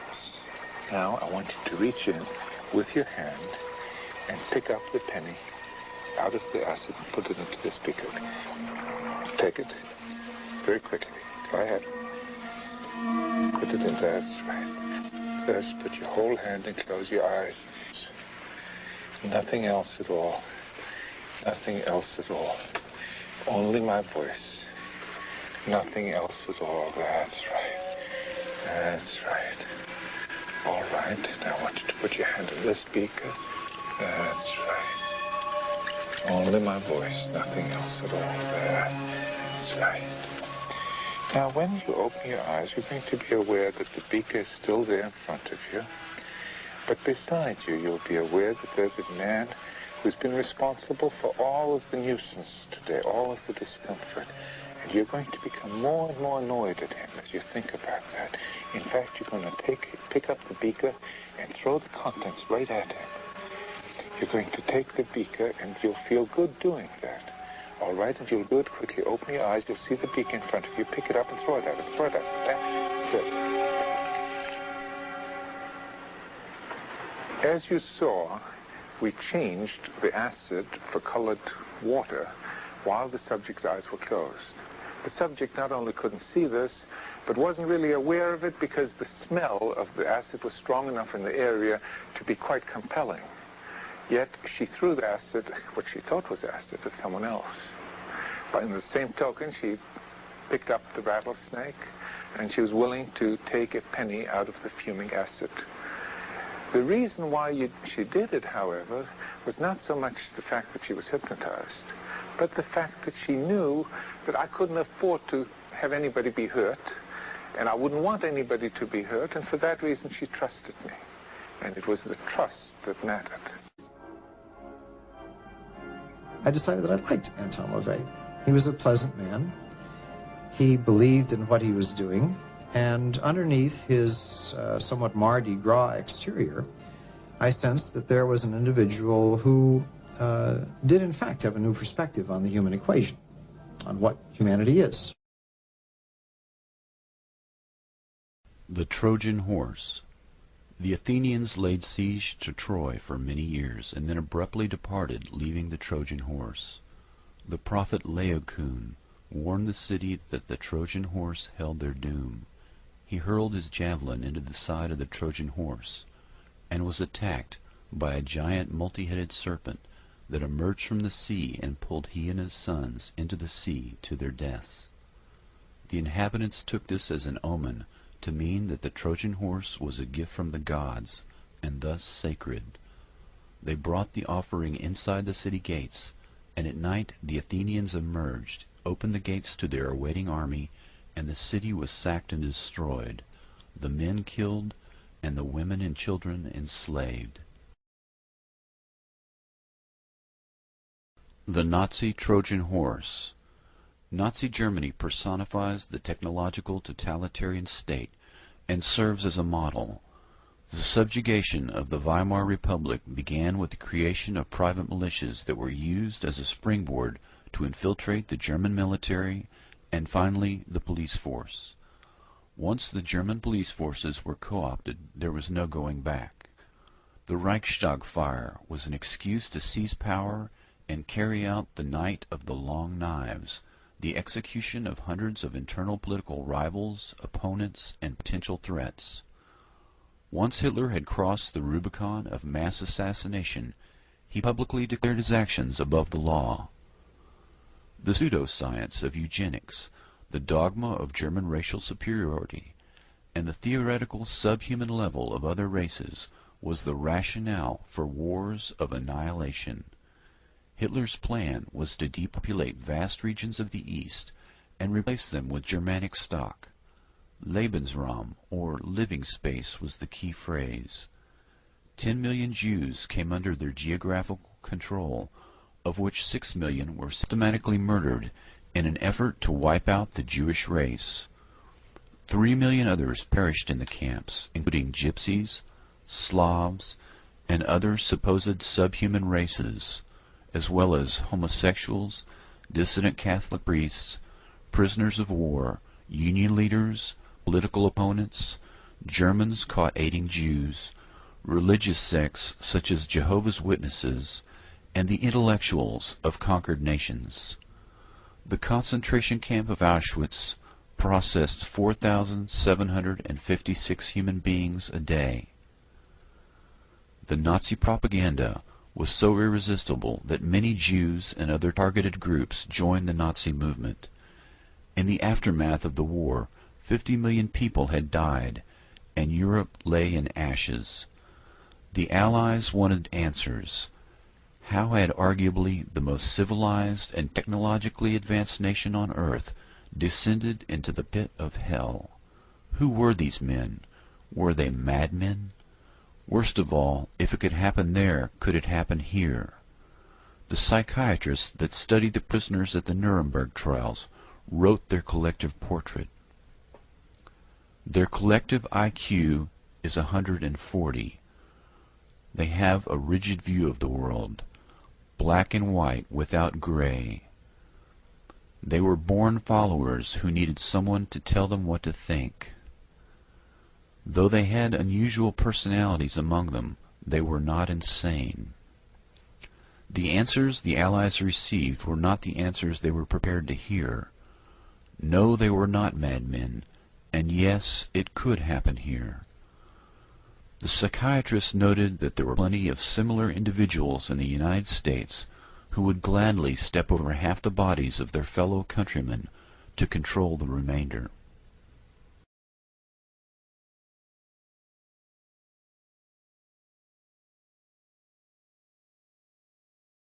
Remote viewing programs were publicly touted as an attempt to spy on the USSR using psychic powers to find hidden Russian bases and gather intelligence information.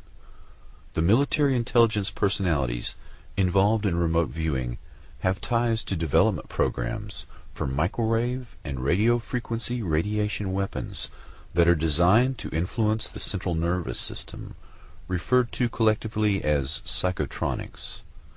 These personalities have ties to religious cults as well.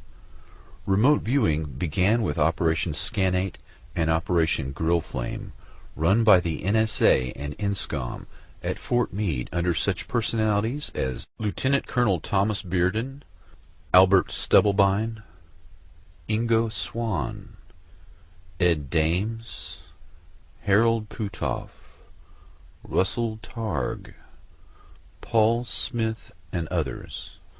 Operation Scanate leader Thomas Bearden went on to lead the American Psychotronics Association.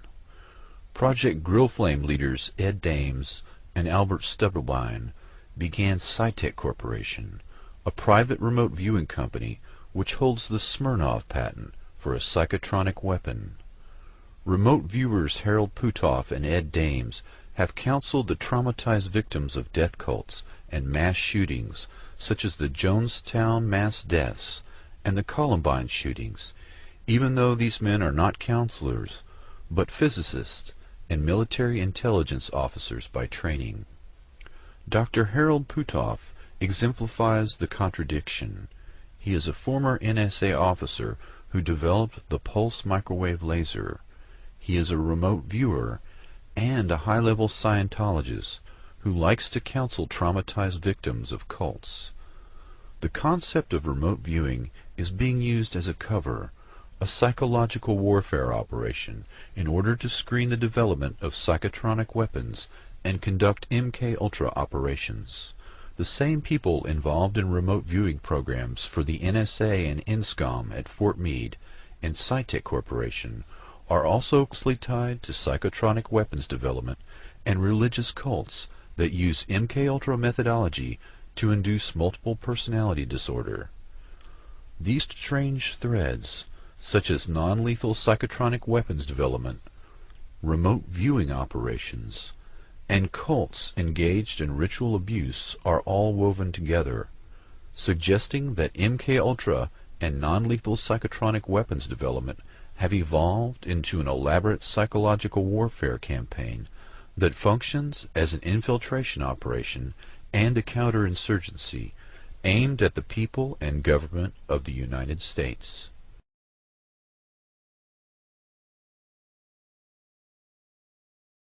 COINTELPRO stands for Counterintelligence Program, primarily run by the FBI as a covert action program against domestic dissidents. The use of infiltration, psychological warfare, harassment through the legal system, and the use of extralegal force and violence, including murder, probably began in the 1950s, and is now a permanent feature of U.S. government. Targets included the civil rights movement, the women's rights movement, the anti-war movement, the environmental movement, opposition political parties, and basically any progressive group in American society. The Senate and congressional hearings into the activities of the FBI and CIA were crushed. The Senate committee's report was edited by the agencies being investigated before its publication. The House committee's report, including an account of FBI and CIA obstruction of its inquiry, was suppressed altogether. Senator Church and Congressman Pike, the committee chairs, were both targeted in their re-election campaigns by the intelligence agencies and defeated, their careers destroyed. The Freedom of Information Act did open up access to FBI documents, and lawsuits forced the release of some COINTELPRO files to the media, but the most important files were withheld or destroyed, and former operatives report that the most heinous crimes were never committed to writing. William C. Sullivan, who ran the COINTELPRO program in the 1960s, was killed in a 1977 hunting accident shortly before giving testimony to a grand jury in 1977. The only two FBI officials who were ever prosecuted for COINTELPRO crimes were quickly pardoned by President Ford. There was an appearance of reform that was largely aimed at placating a weary public that had become disillusioned after Watergate. The most prominent target of COINTELPRO in the 1960s was Dr. Martin Luther King, Jr., who received a blackmail letter from J. Edgar Hoover that detailed the existence of Dr. King's extramarital affairs and suggested he should suicide himself to preclude the release of the material to the press and its negative effect on his family and his movement. The surveillance of Dr. King included the 112th Military Intelligence Unit and even the use of U-2 spy planes to take photographs. Dr. King was marked, barely a month before his murder, for elimination as a potential messiah who could unify and electrify the black movement. The FBI planned to replace him, quote, in his role of the leadership of the Negro people, with conservative black lawyer Samuel Pierce, who was later named to Ronald Reagan's cabinet.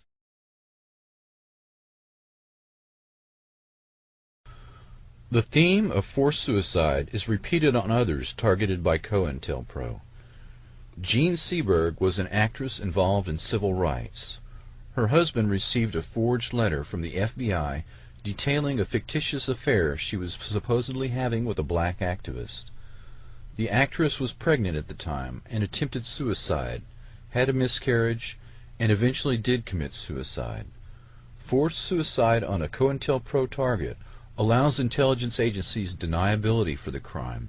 In effect, it is the perfect crime. A total of 2,300 officially approved COINTEL actions were admitted to the Senate Intelligence Committee, but thousands more have since been revealed. Ultimately, FBI documents disclose 6 major programs.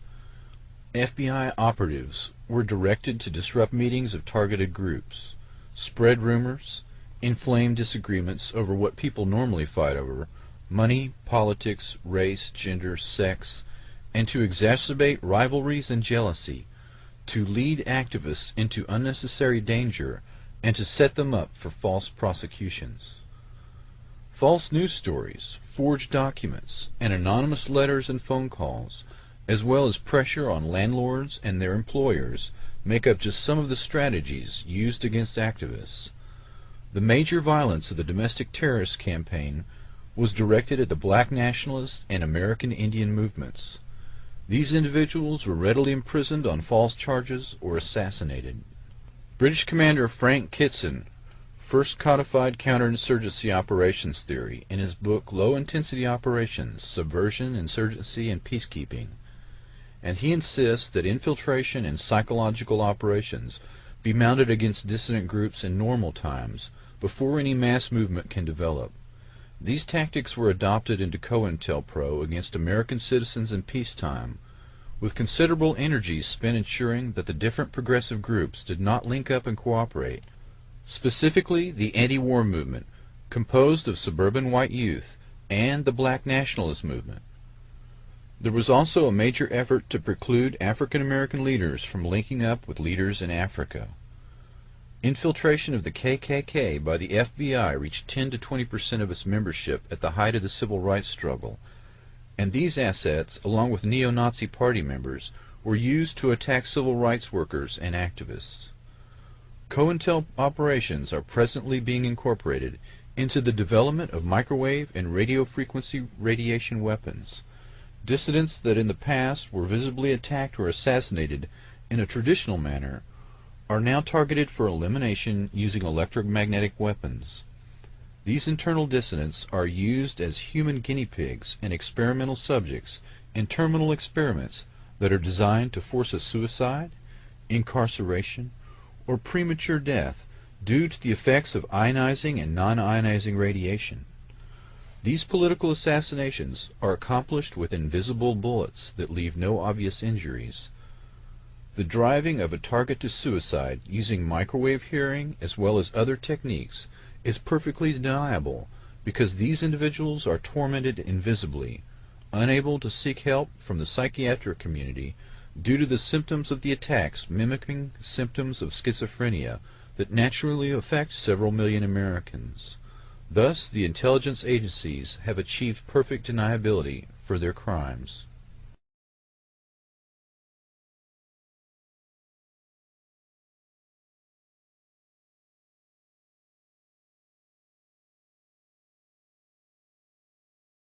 CIA blowback. If the U.S. intelligence agencies are currently engaged in war crimes using directed energy weapons, it would be logical to expect a pattern of prior behaviors that exhibit similar criminal activity. It is certain that the United States has destabilized dozens of countries and overthrown their elected governments. Just how many countries is uncertain. In Iran in 1953, the Eisenhower administration joined forces with British intelligence to overthrow the government of Iran, which was seeking a larger share of its country's oil revenues. CIA Director Allen Dulles and Kermit Roosevelt, the son of FDR, were able to direct Iranian army officers in a coup to overthrow Mossadegh, the elected government, and reinstall the fictitious monarchy of the Shah. The Shah immediately granted British Petroleum a 40% share of the oil concession, and American firms received 40% as a reward for their participation. The overthrow of Mossadegh emboldened the CIA and became a blueprint for future destabilization operations. Mossadegh represented the legitimate aspirations of a nationalist democracy that was thwarted in the name of anti-communism.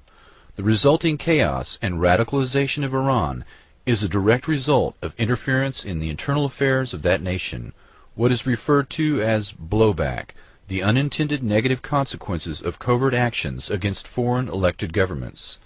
The Shah was described in a confidential CIA report as a dangerous sociopath who suffered from a dominating father and a sense of the illegitimacy of his mandate to rule. Savak was the name of the Shah's feared secret police, set up with the help of the CIA. The excesses of the Shah and the American selected and trained Savak led to the emergence of the Ayatollah Khomeini and a hostile regime that views the U.S. as a force for evil in the world, hence the litany of referring to the United States as the Great Satan. Guatemala. In 1954, the CIA accepted and carried out a proposal from United Brands, Chiquita Banana, to overthrow the Guatemalan government, which was the only democratically elected government Guatemala had ever had. United Brands and the CIA replaced that government with 40 years of bloodshed under a series of barbaric right-wing dictators.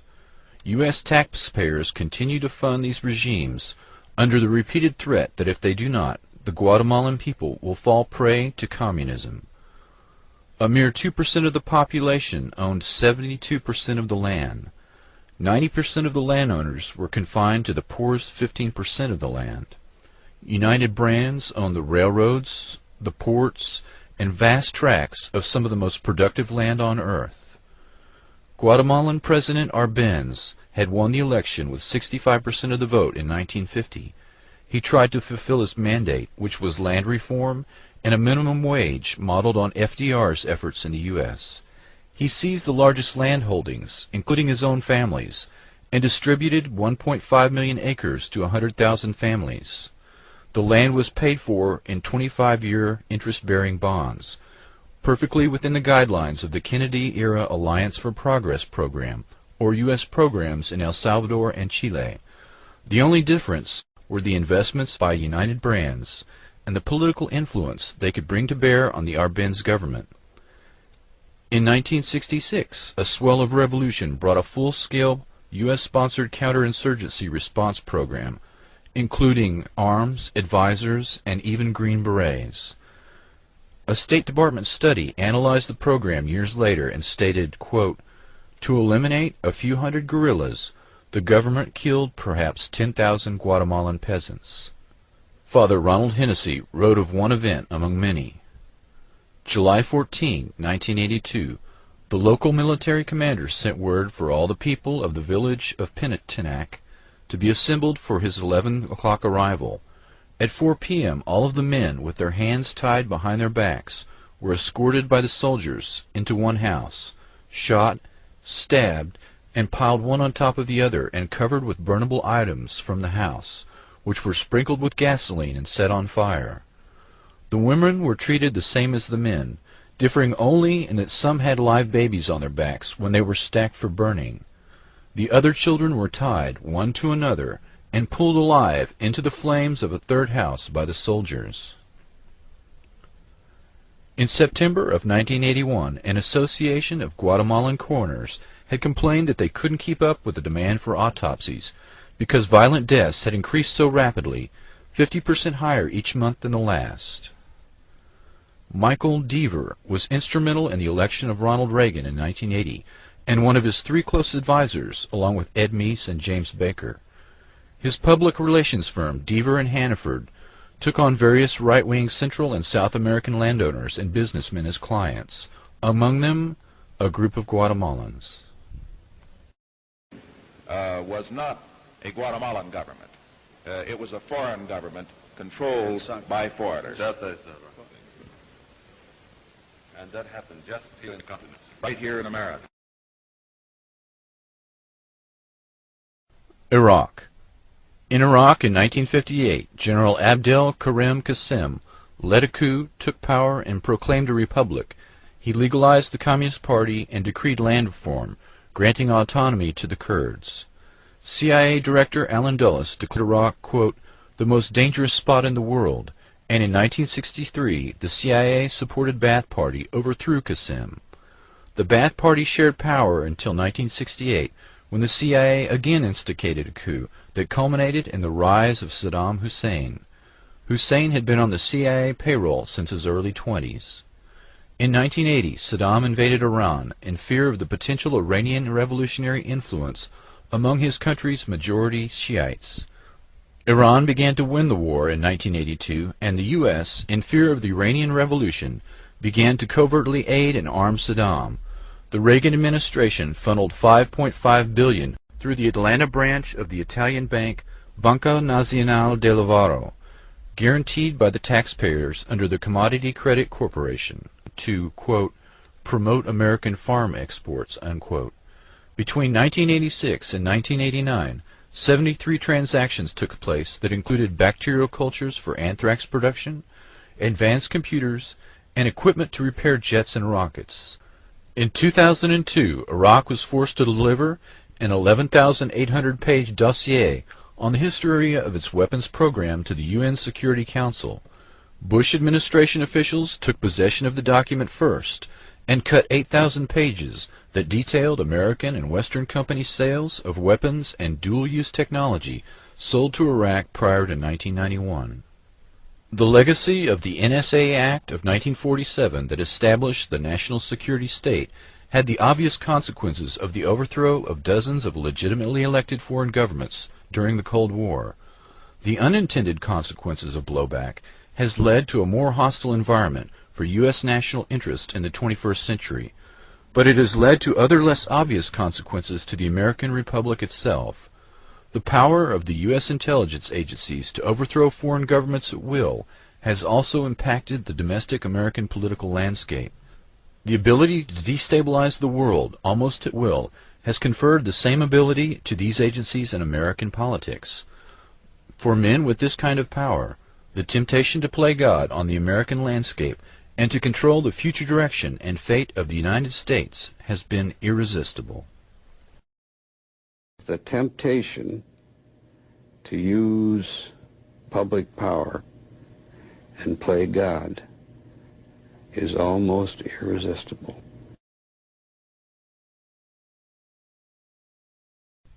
The Golden Triangle. In China in 1949, the Communists under Mao Zedong drove out the U.S.-backed nationalist warlord Chiang Kai-shek with his defeated army, the KMT, the Kuomintang. They fled to the Golden Triangle and to Taiwan. Within the Golden Triangle, they took over opium production to finance weapons purchases and the finer things in life. By the 1950s, heroin had become a nationwide concern in the United States. From Senate hearings to popular movies, criminologists blamed addicts for soaring crime rates. These KMT operations were hidden from the U.S. public for 30 years, and it is only recently Afghanistan has captured 90% of the world heroin market. The U.S. exploited the Hmong and Montagnard tribesmen as a source of opium and used the CIA's Air America to bring in guns and supplies in exchange for drugs. Large quantities of heroin appeared in the United States, much of it smuggled inside the bodies of dead American GIs. Addiction plagued the Army in Vietnam to the point of reducing their fighting capacity, and after the war these men brought their drug problem home with them. The U.S. government promoted the drug traffic and intervened to make sure traffic would not be discovered.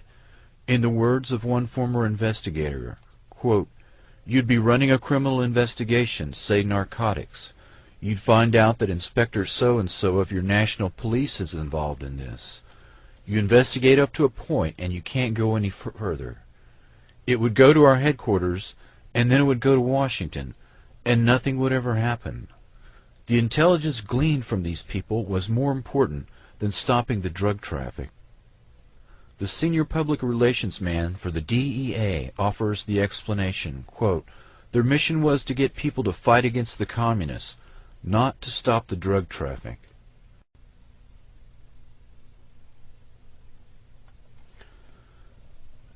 Iran-Contra. A secret program by the Reagan administration circumvented Congress and illegally sold weapons to Iran, a terrorist nation, in order to pay for a guerrilla war against the Sandinista Nicaraguan government. When the operation was uncovered, it also uncovered an off-the-books operation that, in the words of Senator Daniel Inouye, was a secret government with its own permanent funding mechanism and its own Army, Navy, and Air Force. The exposure of the Iran-Contra operation revealed the tip of the iceberg. Admiral Richard Secord ran a many-faceted program that concentrated on banking fraud, drug smuggling, and illegal arms dealing by officers and former officers of the U.S. military. Oliver L. North, a Marine lieutenant colonel, was assigned to the National Security Council staff beginning in 1981 until he was fired in 1986. North was the White House official most directly involved in secretly aiding the Contras, selling arms to Iran, and diverting Iran arms sales proceeds to the Contras. North was Deputy Director for Political Military Affairs and reported to his superior National Security Advisor, Robert C. McFarland, and later John M. Poindexter. He claimed to have taken much of his direction from Central Intelligence Agency Director William Casey. North testified repeatedly that he believed President Reagan was aware and approving of his activities. North was indicted in 1988 on 16 Iran-Contra charges. He was found guilty on 3 counts. His convictions were vacated in 1990 when an appeals court found that witnesses in his trial were prejudiced by his immunized congressional testimony. Many figures that came under criminal investigation and prosecution in Iran-Contra, like John Poindexter, Elliot Abrams, Richard Armitage, Dick Cheney, Otto Reich, Colin Powell, and John Negroponte, returned to serve in both Bush administrations without serious challenge from Congress. The Contras and the Crips. A San Francisco Bay Area drug ring sold tons of cocaine to the Crips and Blood street gangs of Los Angeles, funneled millions in profits directly to the Contra guerrillas, run by the Central Intelligence Agency. This drug network opened the first pipeline between Colombia's cocaine cartels and the black neighborhoods of Los Angeles, a city now known as the crack capital of the world. Gary Webb broke the story that no other major newspaper would run, and was found murdered in what can only be described as a staged suicide. We had Contra pilots flying out of Ilopango, smuggling drugs into the U.S., cocaine specifically. For America, bound from military airfields in Florida and Texas, offloaded out of sight of the law, then shipped to California and other points in the U.S. Point blank, stay away from it. It's a covert operation being run by the White House. The highest councils of our government, in the White House and in the Justice Department. There is no question of that. I can document that. Turns up wrongdoing. If it turns up wrongdoing, we will bring the people to justice and make them accountable.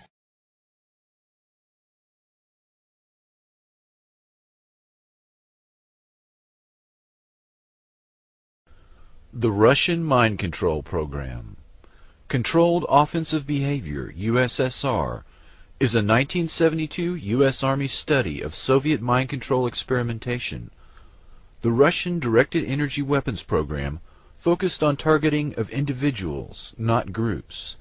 Soviet dissidents were the target of microwave anti-personnel weapons and mind-altering techniques that sought, quote, the total submission of one's will to some outside force.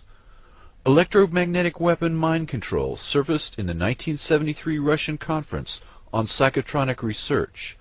The agenda for the Prague meeting included the following 5 topics: erasure of the subconscious mind, development of ESP, induction of paranormal effects in dreams, the mechanical equivalent of neuropsychic energy, and the psi gene. The Soviets were known to have potent blinding lasers. They were also feared to have developed acoustic and radio wave weapons. A 1987 issue of Soviet Military Power, a Cold War Pentagon publication, warned that the Soviets might be close to, quote, a prototype short-range tactical radio frequency weapon. The Washington Post reported that year that the Soviets had used such weapons to kill goats at 1 kilometer's range. The Pentagon, it turns out, had been pursuing similar devices since the 1960s. The Russian capability, demonstrated in a series of laboratory experiments dating back to the mid-1970s, could be used to suppress riots, control dissidents, demoralize or disable opposing forces, and enhance the performance of friendly special operations teams. Pioneered by government-funded department of the psychocorrection at the Moscow Academy Medical Academy, acoustic psychocorrection involves the transmission of specific commands via static or white noise bands into the human subconscious without upsetting other intellectual functions. Experts said laboratory demonstrations have shown encouraging results after exposure of less than 1 minute. Decades of research and development and millions of rubles have produced the ability to alter behavior on willing and unwilling subjects. In an effort to restrict potential misuse of this capability, senior Russian research scientists, diplomats, military officials, and officials of the Russian Ministry of Higher Education, Science and Technology Policy are beginning to provide limited demonstrations for their U.S. counterparts. Further evaluations of key technologies in the U.S. are being planned, and discussions are aimed at creating a framework for bringing the issue under bilateral and multilateral control. Yet these military capabilities have remained largely unknown to the U.S. and Russian public. The Department of Psychocorrection at the Moscow Medical Academy acknowledged the potential danger of this capability. The Russian experts, including George Kotov, a former KGB general now serving in a senior government ministry post, present in their report a list of software and hardware associated with their psychocorrection program that could be procured for as little as $80,000. According to General Kotov, quote, As far as it has become possible to probe and correct psychic contents of human beings despite their will and consciousness by instrumental means, results having been achieved can get out of our control and be used with inhuman purposes for manipulating the collective psyche." Unquote. The Russian authors note that world opinion is not ready for dealing appropriately with the problems coming from the possibility of direct access to the human mind. Therefore, the Russian authors have proposed a bilateral center for psychocorrection technologies where U.S. and Russia can monitor and restrict the emerging capabilities.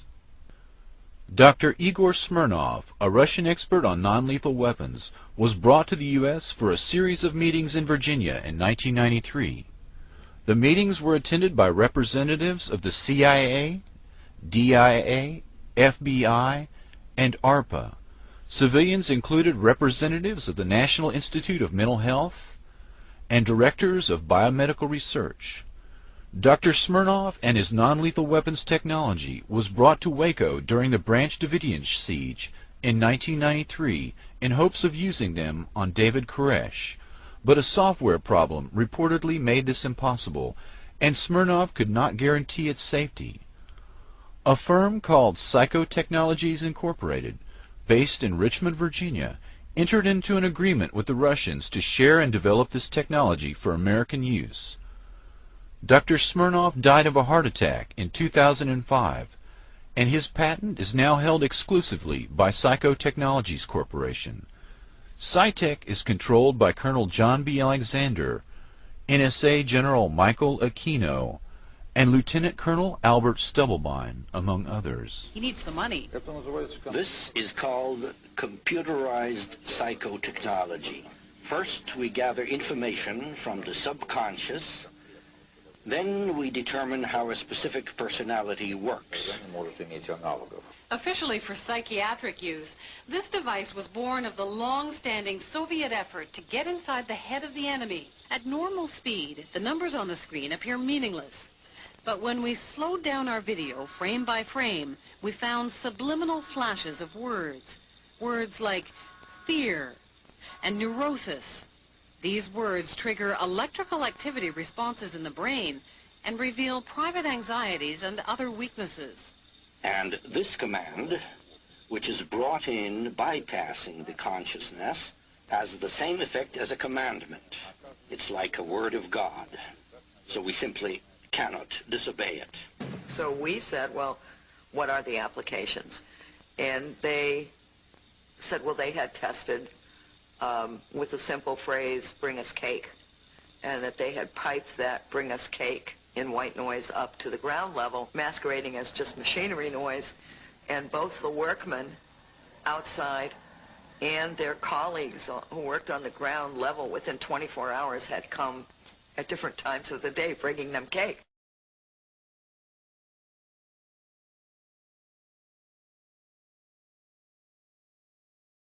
MKUltra Unclassified.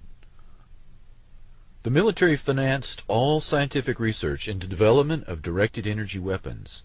After decades, when progress was on the horizon, the research became classified. The public program was shut down and restarted in conditions of absolute secrecy. The published scientific papers that concerned potential weapons and even bioelectric medicine were reduced to a trickle, but occasional information about their existence continued to emerge.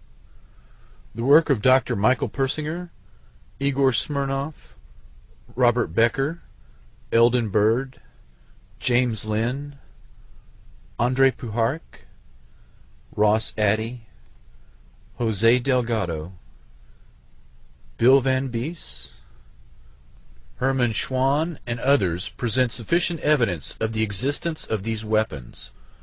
The earliest work on the effects of electromagnetic weapons on humans was done by Nikola Tesla in the early 1900s. The earliest anti-personnel electromagnetic weapons can be traced to the early to mid-1940s and possibly earlier. The first reference is existent in the U.S. Strategic Bombing Survey that reviewed Japanese research and development efforts into a death ray.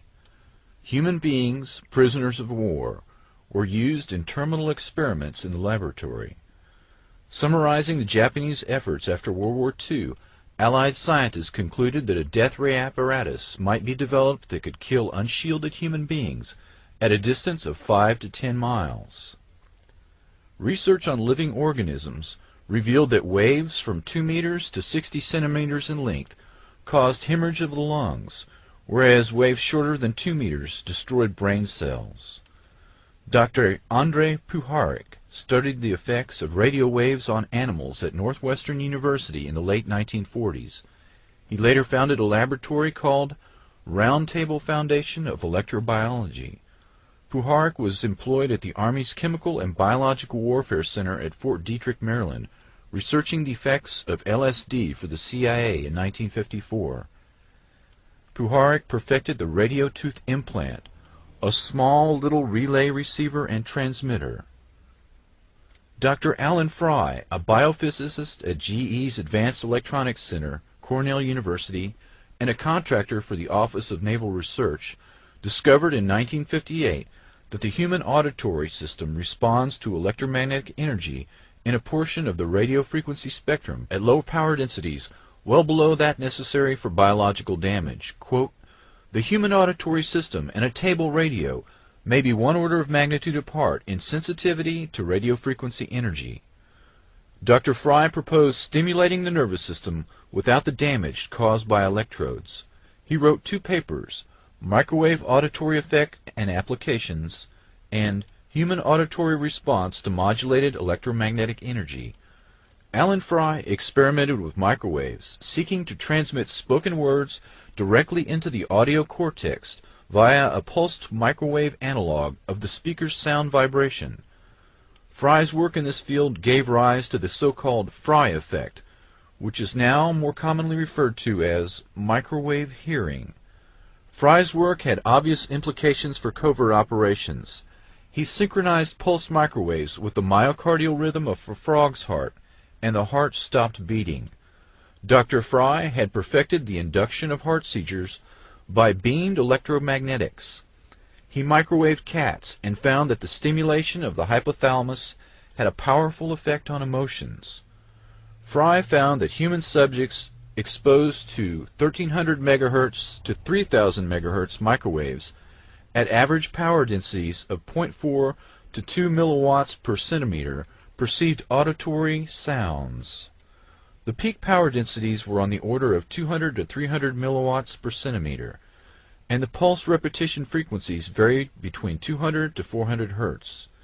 Fry referred to this auditory phenomenon as radio frequency sound.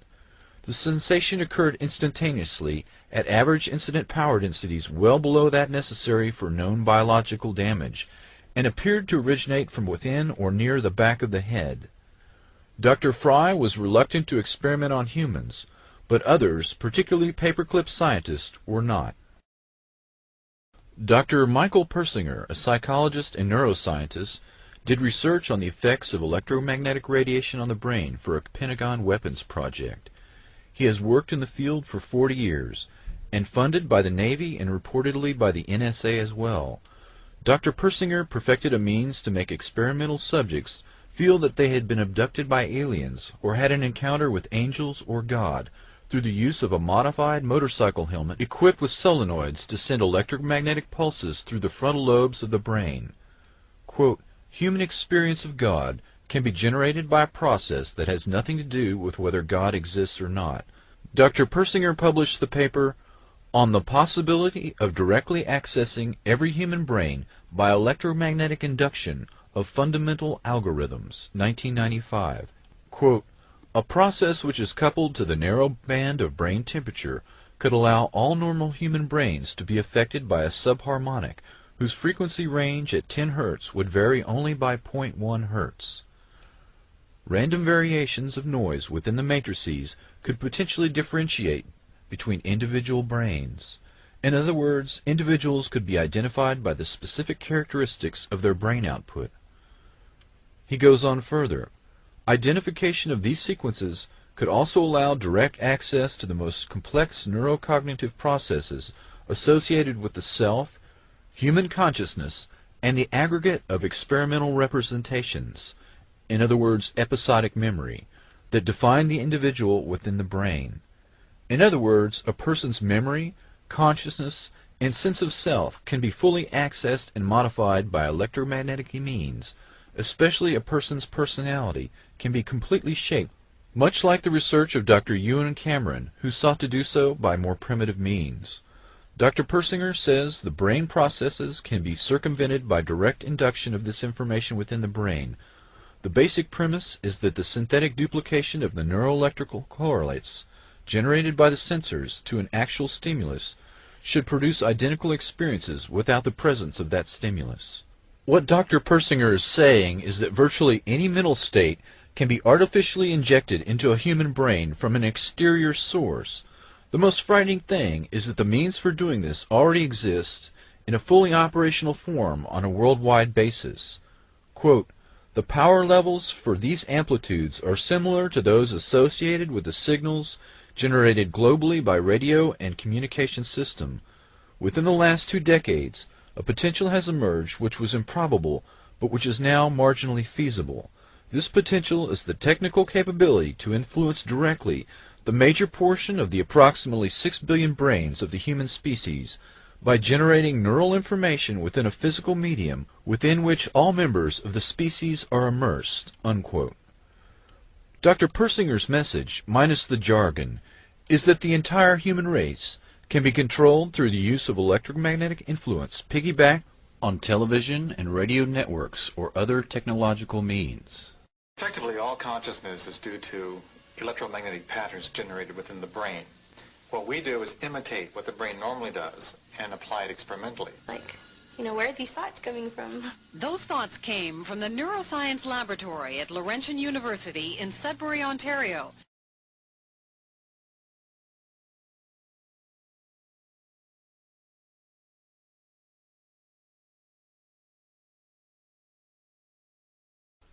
The Strategic Defense Initiative. The Star Wars program routinely falsified research data according to military sources at the time. Quote, "We would lose hundreds of millions of dollars in Congress if we did not perform our tests successfully. We put a beacon with a certain frequency on the target vehicle. On the interceptor we had a receiver. The hit looked beautiful, so Congress did not ask questions." The very idea of Star Wars, an umbrella that would shield America from Soviet nuclear warheads, was itself a massive deception. No knowledgeable scientist thought for a minute such a shield was feasible, yet the Pentagon proceeded with this fraud and faked other tests in 1990 and 1991 after the Soviet threat had disappeared. Edward Teller was charged with falsifying test data on Super Excalibur, a nuclear-powered X-ray laser built by Lawrence Livermore Laboratory. The project was canceled in 1992.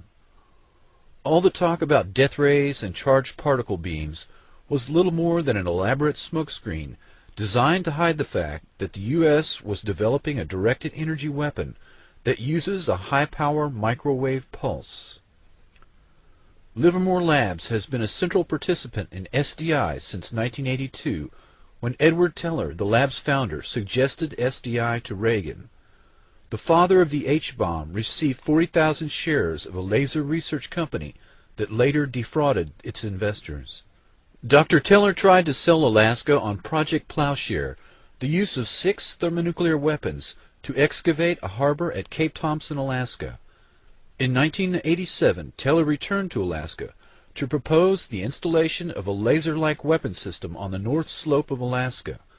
The weapon system Teller was trying to sell was classified and not openly discussed, but the presentations indicated this Star Wars weapon was in fact HARP.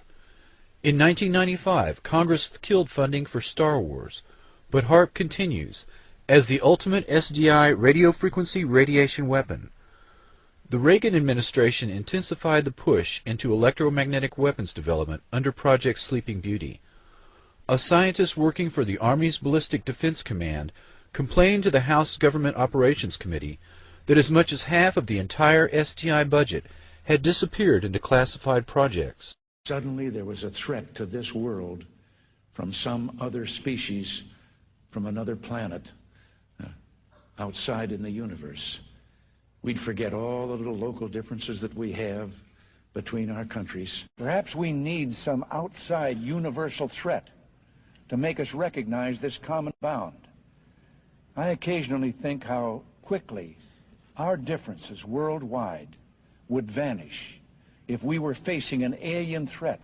High Frequency Active Auroral Research Project, HAARP, 30 miles from Fairbanks, Alaska, is the real focus of anti-missile defense that SDI was purported to be, and much more.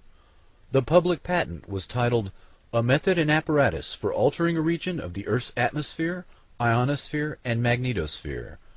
Dr. Bernard Eastland, a physicist who holds a patent for the fusion torch, and also holds a dozen others related to HAARP that were eventually purchased by E-Systems and Raytheon. Patent number 4686605 claims the following uses: cause total disruption of all forms of communications over a very large portion of the Earth, missile or aircraft destruction, deflection, or confusion, weather modification, by altering solar absorption, also altering composition of the atmosphere. This patent was classified by the Navy under National Security Order in 1987, but other public patents exist for purposes of power beaming systems, artificial ionospheric mirror composed of a plasma layer, creation of artificial ionizing clouds above the Earth, defense system for discriminating between objects in space, nuclear-sized explosions without radiation. HAARP is described as a research instrument for studying the ionosphere, an ionospheric heater, or IRI, of which many exist, but HAARP is special. The ability to focus energy and the unprecedented amount in gigawatts, billions of watts, makes it literally millions of times more effective at heating the region about 120 miles above the Earth's surface. The atmosphere has most of its density below 30 miles altitude. The ionosphere is the very thin layer above that absorbs dangerous ultraviolet radiation and makes life possible on Earth. There is very little mixing normally between the two layers, but disturbances in the ionosphere translate to changes in weather, such as normally occurring sunspots and the solar wind. The main idea behind HAARP is the ability to direct electrons along the naturally occurring magnetic field lines of the Earth and accelerate them to near the speed of light to form a protective shell of highly excited particles that not only block communications worldwide, but destroy missiles in their trajectory as they descend from space. The effects can be localized by punching a hole through the ionosphere to superheat an area 30 kilometers in diameter into a plasma shield. Any missile or aircraft would be destroyed that tried to fly through the plasma, which is the fourth state of matter. A hole in the ionosphere above an enemy country could kill by allowing solar radiation to strike the surface unhindered. Weather modification could also be used as an instrument of warfare by manipulating the electric jet and the jet streams that dictate climate. The publicly stated aim is C3, Command, Communication, and Control. The margin of victory in war is to block or intercept enemy communications and to secure your own. The signals in the ELF extremely low frequency range can be generated by HAARP and heard anywhere in the world, and are used for Earth-penetrating tomography, basically finding enemy submarines and underground bases.